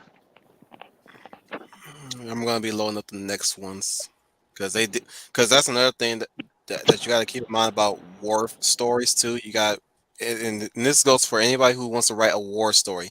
You gotta remember to write the escalation of the technology. I was gonna say in the context. Especially with time, when time keeps going, eventually the enemy or your heroes will start developing new ways to kill each other. For lack of a better phrase. Where Gundam wants you to see why war is bad, these guys want you to know that war is sad. Mm-hmm. Give me a sec. I'm going to be loading them up pretty soon to show you guys. It basically is saying... Are we doing a good job selling this show? Say what? I was asking Leia, are we doing a good job of selling this show? Yes, you are. I'm going to check this show out. I'll try to check it out in the morning. I work from home, so maybe in the morning if I can find it, I Well, will. I'm gonna link it to you anyways, so don't worry. Oh, Sadly, it's gonna be the sub version. so you can only watch this show online. At best, yes. If you can Okay. luck in And and try to find one, it's most that's like convenient, even. yeah. So sorry, that's the wrong one. This is where okay, right here is where they get arms. And then later on, you got to tackle this thing, which was I may the final boss is what you call his machine. I may check it out in the morning. Usually in the morning, the phone doesn't ring that much. So, well, it's early in the morning and I'm drinking some juice and something, checking the phone calls. I may put it on and check it out for a little bit. Hell, we didn't even get into to Minmay's transformation during the series as it was slowly concluding. Her cousin, I think he had ran afoul with people and he blew all their money off of gambling and drinking at one point. But like oh thank you, Red. You know what? Kyle's problem is? He's so anti everything else that he has nothing else to live for. You are so right on that. I'm gonna show you the rest of the war machines that they deploy, and one that was almost the bane of my existence in the game, Robotech Battle Cry. Oh, you found a really good image too, Red. Nice, definitely nice. So I'm gonna load up the size comparison to the Zentradius. Welcome back, Schooner. I'm gonna show you the size comparison of the machine and the Zentradi himself, the pilot itself in a bit. You guys want to add anything else to the fights in the battles? Yeah, as a matter of fact, let's get into the fights and the battles. How these fights and battles be playing out sometimes. Well, yeah, some of them. No offense, this is a lot of recycled footage was used because Yeah. you could Yep. you could tell that they were pinching a penny anywhere. Most anime shows, I don't think that scaling is proper, but that's supposed to be a human at the guy's foot. I just have to say, Yeah. cut that down to half size because humans can fit easily between the three fingers of a Zentradi's hand. Well, that was another thing that I found hilarious is that sometimes they could fit into a Zentradi hand, other times they could. The animation was always inconsistent. Very off model. Yeah, I think at the Like, time, most animated shows were cheap and didn't have a lot of money. So you saw a lot of recycled scenes or something that was out of sync. now, mind you, Through the line. those walking As an tanks weren't animator, always I there. can tell you that's not just money; it's also time. yeah. Yes. Yes. Mind you, those walking tanks were always their arsenal per se. They also had fire jets too. At the beginning of the fight, they were fighting fire jets, and then they had devolved into mobile tanks, and that's where they jump into to the cities and start fighting them in the cities on the ground. This is Those one of things were their scary. yeah, it was a band my existence in the freaking game. This bitch was piloting and just kept blasting my ass. So I finally killed her ass. I believe that was the model that Mira fought in when she was trying to go after Max. Yeah, Yep. you can actually play Although, it as a hit as an unlockable machine too. yep. I'm trying to remember the name of the two characters. It was a female Zentradi and a male Zentradi who basically looked at each other as rivals. I think it's just funny that after one insulting act towards their officers, he performs the protoculture towards them, saying, "We don't need to be afraid of this. Look at it, just does it. That's protoculture." And Yeah. only after that, he did that as a means of mockery towards the general, only to end up creating an interest between him and her. both That as was the participants. that was the funny thing too. He basically says your protoculture can't confuse me because he does try to use protoculture like kissing to confuse the Zentradi, and he's like, "No, that's not going to work against me anymore. Watch, I can do it, no problem." He pulls the girl over, gives her a smooch. They both look at each other and they smooch at each other even harder. And running gag in the series is they keep talking about it. We'll do more protoculture later. She's like, if you take down the enemy for us, I'll show you some more protoculture. Oh my god, the show was revolutionary in its suggestive tones. No kid would have ever known what protoculture is, but every adult did. It's a lovely series in its way. Yep, it's lovingly charming. William Silva, you know what? Not everybody can get into this show, and I can understand those who can't get into it. Sometimes people prefer Gundam, and yeah, even Gundam is pretty good. But I don't know. There's something about Macross. It's less about emphasis on the robots and the technology, and more about the characters.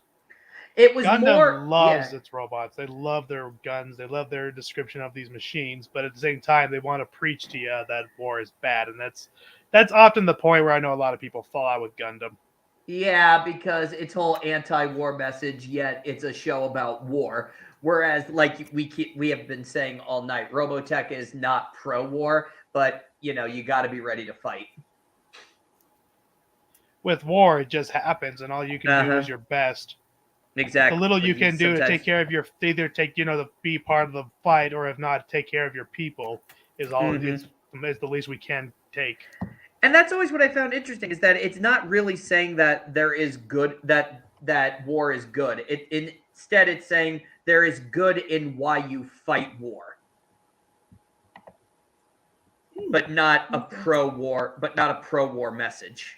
In the face of the inevitable, for evil to triumph, good men only need to do nothing. All good men need to do is nothing, exactly. So at the same time, as I learned from another Irishman who told me this, oftentimes tragedy is the opportunity for good men to act. Yep. And who said that? And send me that quote because I love it. A little guy named Paul. He was like it's Paulo Murphy was his name. It was an Irish guy. Could you tell? Yeah. Oh, definitely. I don't think he made it like a typed quote. That's just what he said to me. Oh, wow. He was just telling me about all the stuff that's happening over in the UK regarding, these last couple of years. Yeah. Very Christian people. They always they always still believe in doing good things, even when it seems hopeless. That's actually pretty interesting is that, the villain looks for an opportunity in tragedy, but tragedy is also the opportunity to be the best of yourself. Exactly. That's really the story you take away from Macross as a franchise. Oh, he found it. Oh. Let this one sink in. Yep.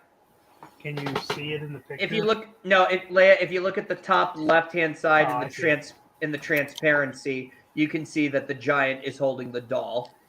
And you can tell that this giant who was fighting alongside our heroes had died in a battle, cradling something that was precious to him.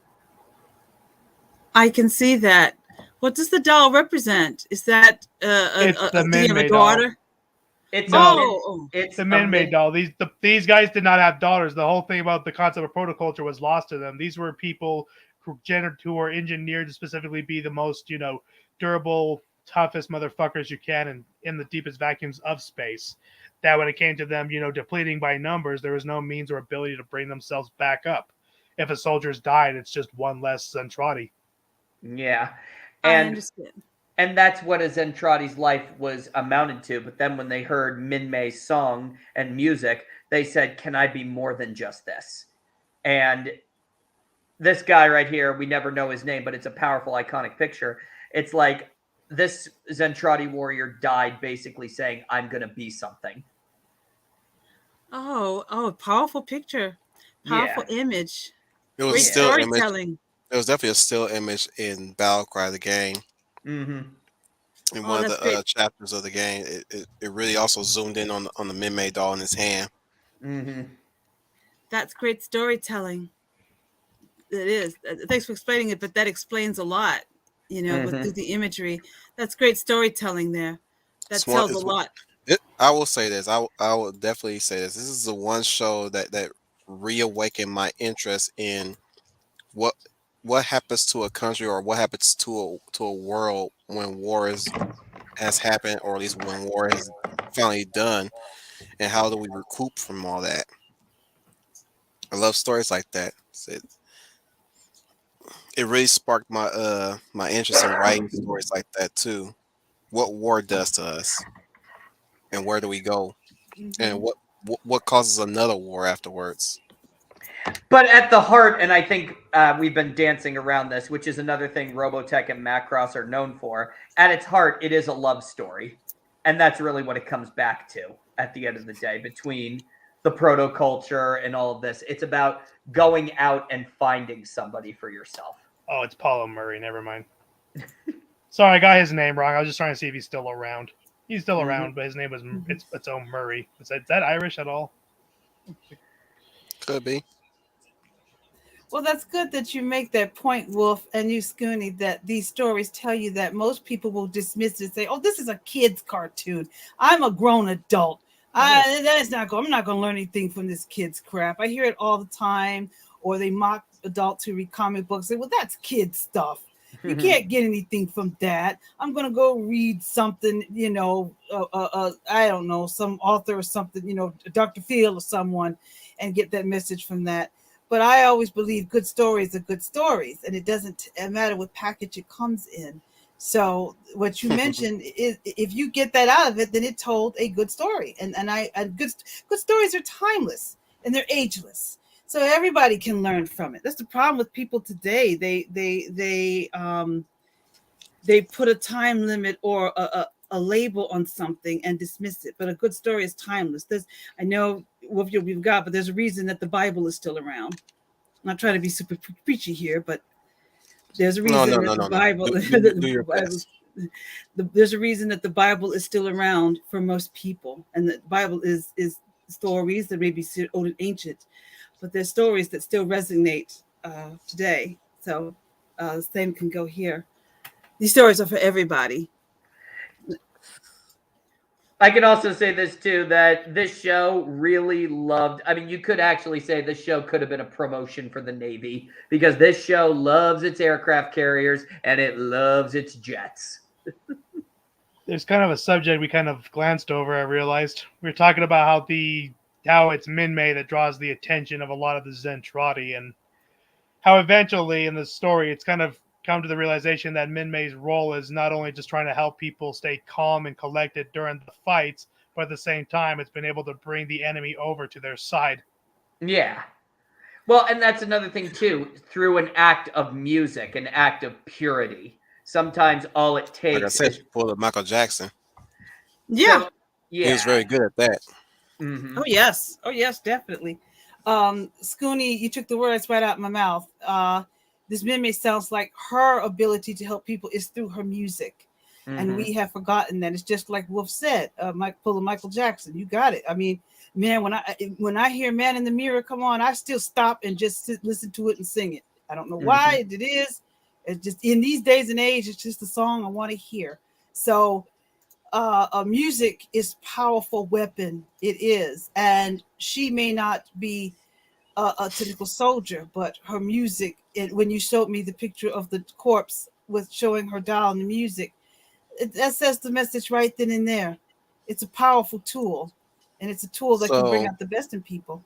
how about we cap off this talk now with one of the best songs for the later from one of the later series.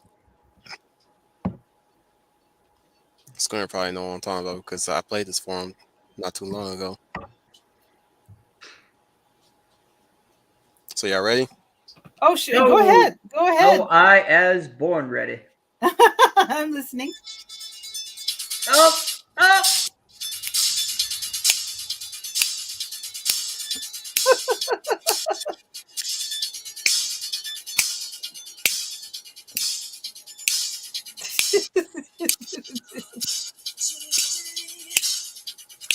Another grim reminder where we used to be. All the way. Really hard to say.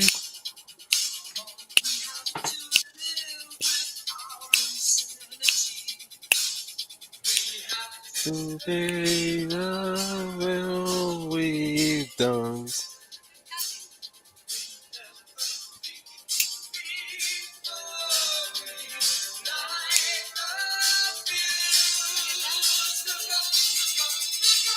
The sky is falling.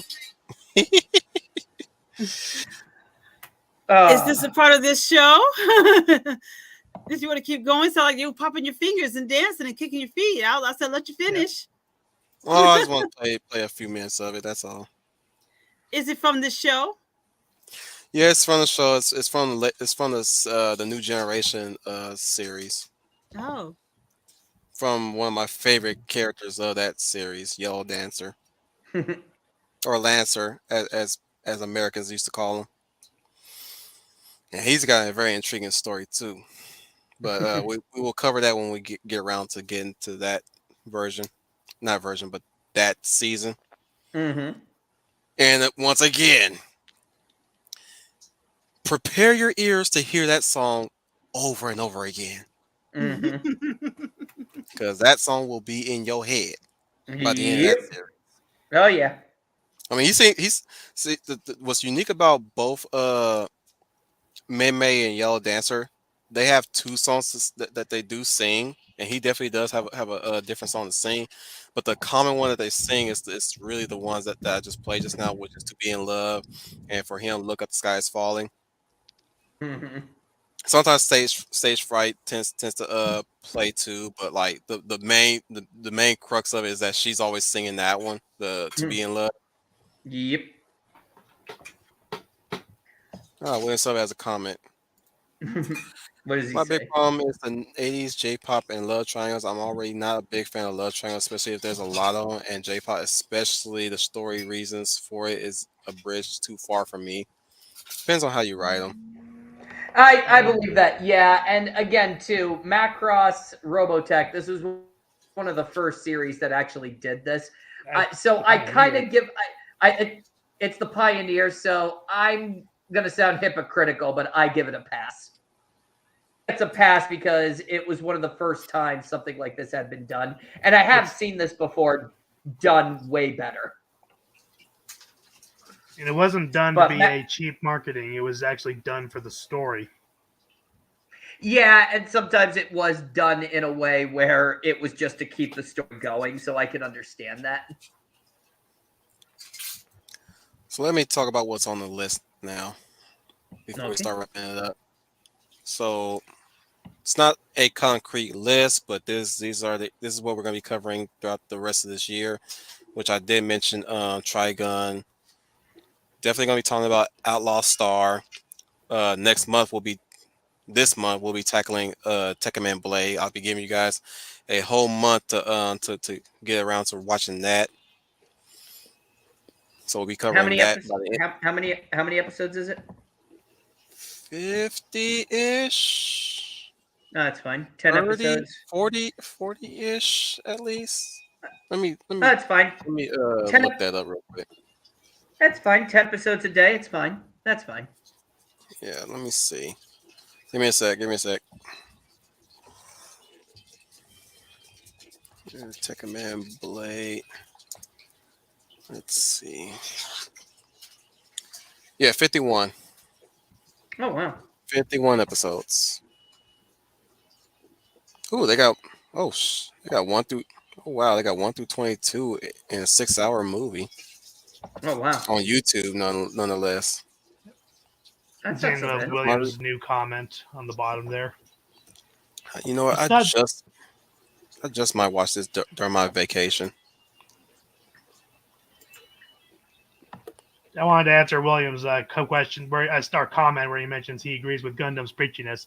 It's not the problem that it's preachy. To some degree, we don't want war. We don't want it to happen. But the problem is I don't know if the creators realize that their entire deal is trying to sell toys with customizable guns and stuff. And the idea is you have to create a new scenario where you talk about these weapons of destruction and expect us to believe it's bad. This is where you made your money, guys. You gotta Of all the ones that do that far too much to the point where it gets really annoying was Gundam Wing and Gundam 00.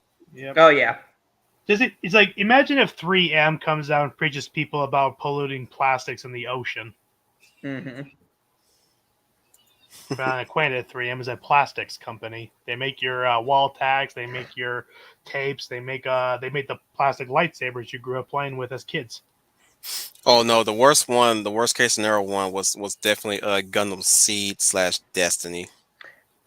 Ah! That There we shit go. got on my nerves. What But the Ah! Oh my that- god, I can't that even one right there. say that without getting into agony. Well, now I have the Oh. question: Kira just trying to go on his pacifist run on his game save, and he's still fucking wiping out people. Man, I would not trust your ass to play Fallout real good at all, working a pacifist route. Uh-huh. Oh. Like, fuck off, Kira. Mm-hmm. Okay. And you too, Atheron. And yeah, Damn the whole laser fight and all that shit. It was the characters that got on my fucking nerves Mm-hmm. every single time, especially Kira. Kira was like he was the worst offender out of everybody else because he would get on my fucking nerves. I was like, shut up, Kira. Stop whining and shoot somebody. Uh-huh. You're in a fight. Talk that shit when you're done fighting. Mm-hmm. I hate that was a trope that I couldn't stand with when it comes to anime characters. Sometimes is when they start talking it out, trying to like, bruh, you in the battlefield right now. There ain't no talking in the battlefield. Mm-hmm.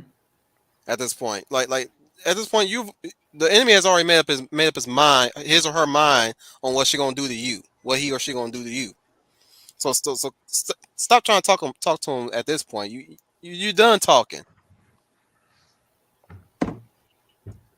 It's like what Kitty said in Troy. There are no talk between men and lions.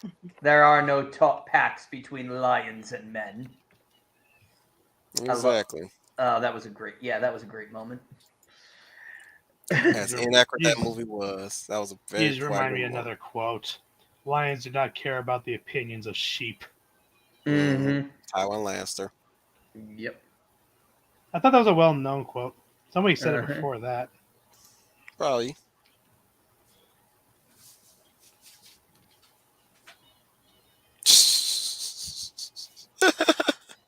William said I didn't respond earlier because I didn't realize I wasn't up to date on the live stream.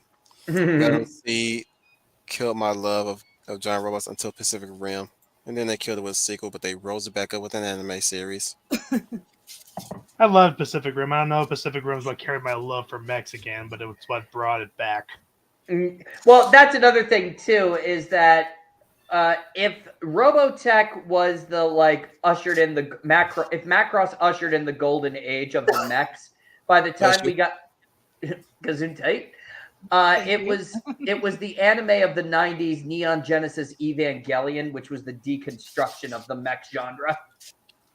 And Razafon, which was the weird one. Yeah. I gotta tell you, we gotta get back to the golden age of mech again, because I don't want any more of this deconstruction crap. Yeah, less Dawn of the Franks and more Mazinger Z at least. Or yeah. Gigantic. Oh hell yeah! And I mean, I like those little. I'm just saying, I enjoy a lot of fringe mech anime as well. Like I remember Big O. That was a favorite of mine. Oh, man. We're definitely tackling that. We're definitely tackling that. Oh yes. The first good season in the. Pretty sure you will love this one, Leia, because it's Batman with a fucking mech. Yeah, it's from the same animation team, even from Batman the Animated Series. Oh yeah. Mm-hmm. Probably not for the stream, but I'll send a picture to Leia what it looks like. Leia, it's Batman meets Pacific Rim meets Fritz Lang's Metropolis. Well, that sounds interesting. It's That- spectacular. Oh well. Except for the ending. I am one of the few people who actually think the ending is. We will get to that, but that ending, I loved it. I'm okay with it. I just know a lot of people didn't really like it. A lot of people think that it's because it left everything up in the air and it's just like, or they all say it's a cheap reset. It's like, nope. And I know how that ending really was supposed to be interpreted as, but when we get there, I'll tell you guys. I gotta check it. I'll check it out. I'm already sending pictures. And I bet you you're gonna love a gentleman robot pilot. Anyways, we'll be tackling that. We'll be tackling Outlaw Star, which is basically anime Firefly before Firefly. Art Deco goth is how I describe this. Mm-hmm. Tekken Blade. We'll be tackling Trigun. What are the cool action anime I was thinking about? Definitely. You talked about I know Hellsing. I did bring up Hellsing. Not Ultimate. We're if we're gonna talk about Hellsing, it'll be the original. Oh, but The Hellsing anime, Ultimate. or do you mean not Ultimate? Oh, but Ultimate is amazing. Ultimate is the manga. I know. I guess everybody wants the one series where everybody we love is alive at the end. Well, or it's that the manga wasn't quite finished when the anime was being animated, and Nope, so the when first 2 episodes are to the manga's continuity, but the last 8 they had to make something up. They had to make something up because they didn't know where they were going with the manga, so they just said, you know what, we're just going to make it up. And to their credit, they did create some pretty interesting stuff. The villain's name is stupid as hell, though. Oh my! Incognito. Incognito, so stupid. But yeah, from what I best understood, what happened with the original Hellsing anime is that they were making the anime based on the manga, but immediately the publisher for the manga had some trouble, so the whole publisher went on hiatus, preventing the manga from being able to continue on and be finished. Yeah, if I recall, the same thing happened in for Full Metal Alchemist. Yep. Yeah. My only question is where Here's did why we're tackling the original, because too many people have already talked about Ultimate. That's true. Where did Drifters come into the picture? Excuse me. Series Drifters is from the same guy who made Hellsing. Yeah. I'm just trying to do all this stuff season by season going forward. Since most of the stuff we've been tackling was just random picking my mind catalog, so I'm just going with what's like kind of like following with the season, and maybe we'll even tackle some anime, movies, and OVAs. Actually, since we are doing summer, before we even tackle Tekken Blade as well, why don't we tackle Gunsmith Cats? Yes. Oh my God! Yes. Yes. We're mostly going to be talking about the manga. There was an OVA, 3 episodes long. Unless you want to talk about writing, Bean, that all takes place in the same universe. I'm just saying, let's get that one out of the way since it's only three OVAs. Can I just say this too? The creator of Gunsmith Cats is like an American weeaboo. He loved he was the American weeaboo. Mm-hmm. So yeah, and this Thursday, Matthew Flynn's gonna be joining us. Wait, no, it was June the 23rd. Actually, Sonoda. He'll be coming back. Oh, okay. He was actually one of the character designers for Bubblegum Crisis. That I did not know. I also remember he was the creator of Golf Force, but I think Gunsmith Cats is his full successor. And just like you mentioned, American Weeaboo, yes. Loves a lot of American stuff, and I especially love the fact that this guy has taken his time to break down all of his understanding for guns when it comes to Gunsmith Cats. That's another thing, too, is that this thing could have been a gun safety show. Save it for the stream. All right. Let's thank everybody for being here. Leia, you have to watch ahead. Gunsmith Cats. Please watch this. Please watch this anime. You will not regret it. Well, if you say so, I will definitely give it a try. You're very convincing, so I will give it a shot. The And title hopefully sounds we'll probably interesting. tackle Slayers, Oh, he was involved with the Otaku no video. Sorry, I'm or looking also up Kenichi. and also Dirty Pair, and Yes, maybe the Appleseed movies.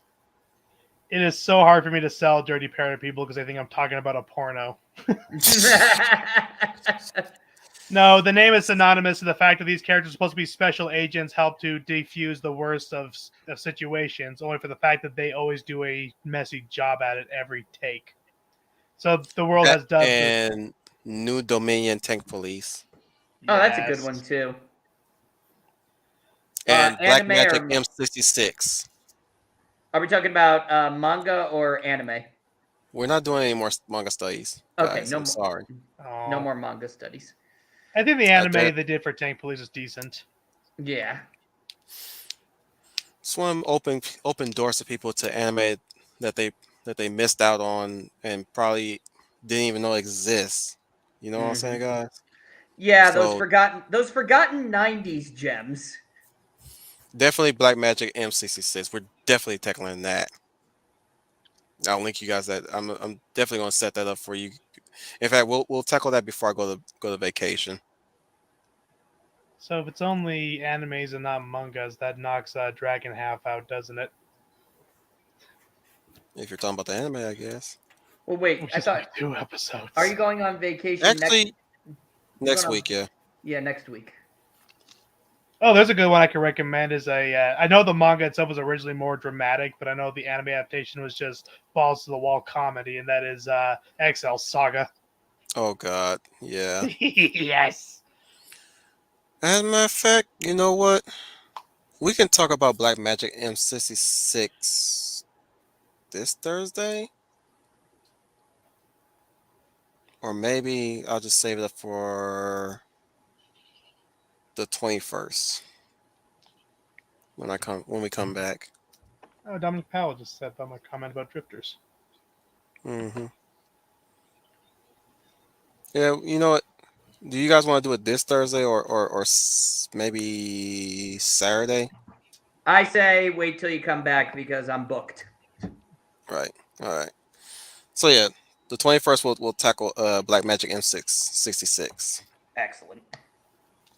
before we tackle Tekken Man Blade. That I will show you guys immediately once we're done streaming, and Alrighty. it's easily the 50 minutes at least to go through. So Really? that shouldn't take you that much time. That's just one movie. Well, not even a movie, but a special. Anyways, I thank everybody for being here. Those 7 and 8 of you, then those 9 as the motherfuckers that keep showing up. I thank Al for sharing his enthusiasm for Robotech. By the way, this Saturday, me and Al himself will be tackling a rewatch of Robot Jocks. Woo! Nice. Another mech story Fun. that really inspired me to do more stuff with my art and basically my stories that I'm trying to write up and create here and there. So yeah, we'll be tackling Robot Jocks this Saturday.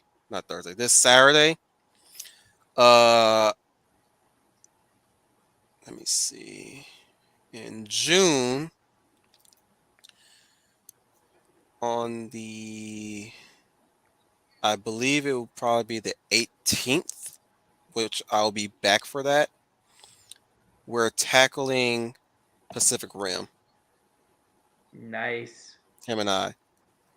So yeah, just hop over to Big Al Presents and keep hit that notification, that reminder button whenever he sets it up, I believe, or if he had already set it up. But yeah, definitely go over his channel, subscribe to it if you want to. He does a lot of reviews here and there. He does a lot of rewatches too. He's a very jolly old guy. He can use the extra support. Hells yeah. Neil Star, get your mic so we can have you on here since you want to be the one to recommend stuff. Anyway, my compatriots, starting with the lovely Lady of Valor, Leia plus size. This is Leia plus size, your lovely Lady of Valor. This has been a very interesting stream. I have learned a lot about these shows that my crew members, these gentlemen, have so passionately told me about.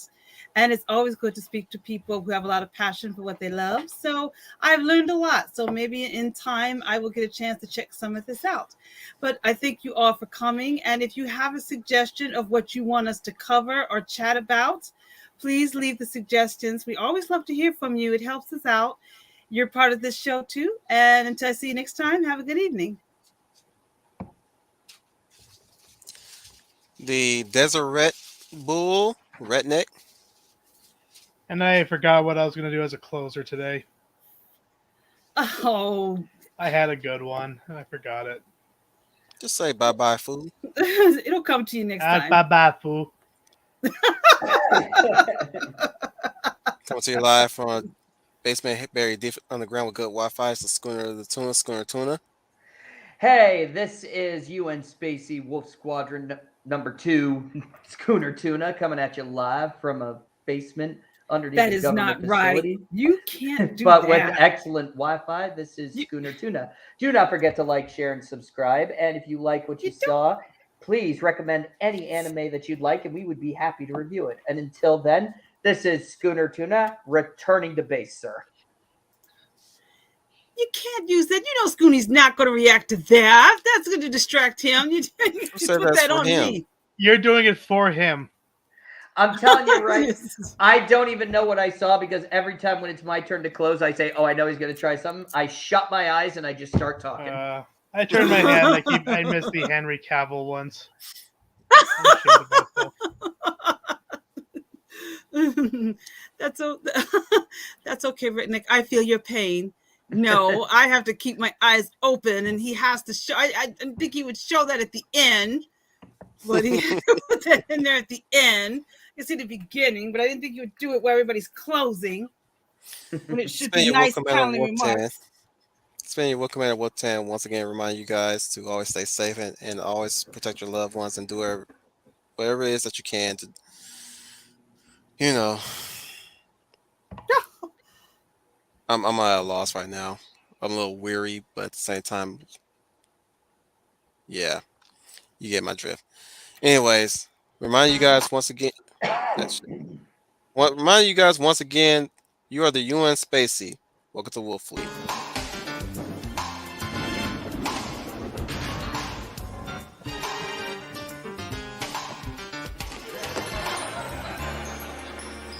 Now you're all probably wondering why I called you here. Hell yeah, you dragged us out in the middle of a stormy night. What's wrong with you, fool? And why did you want us all in black? I'm setting my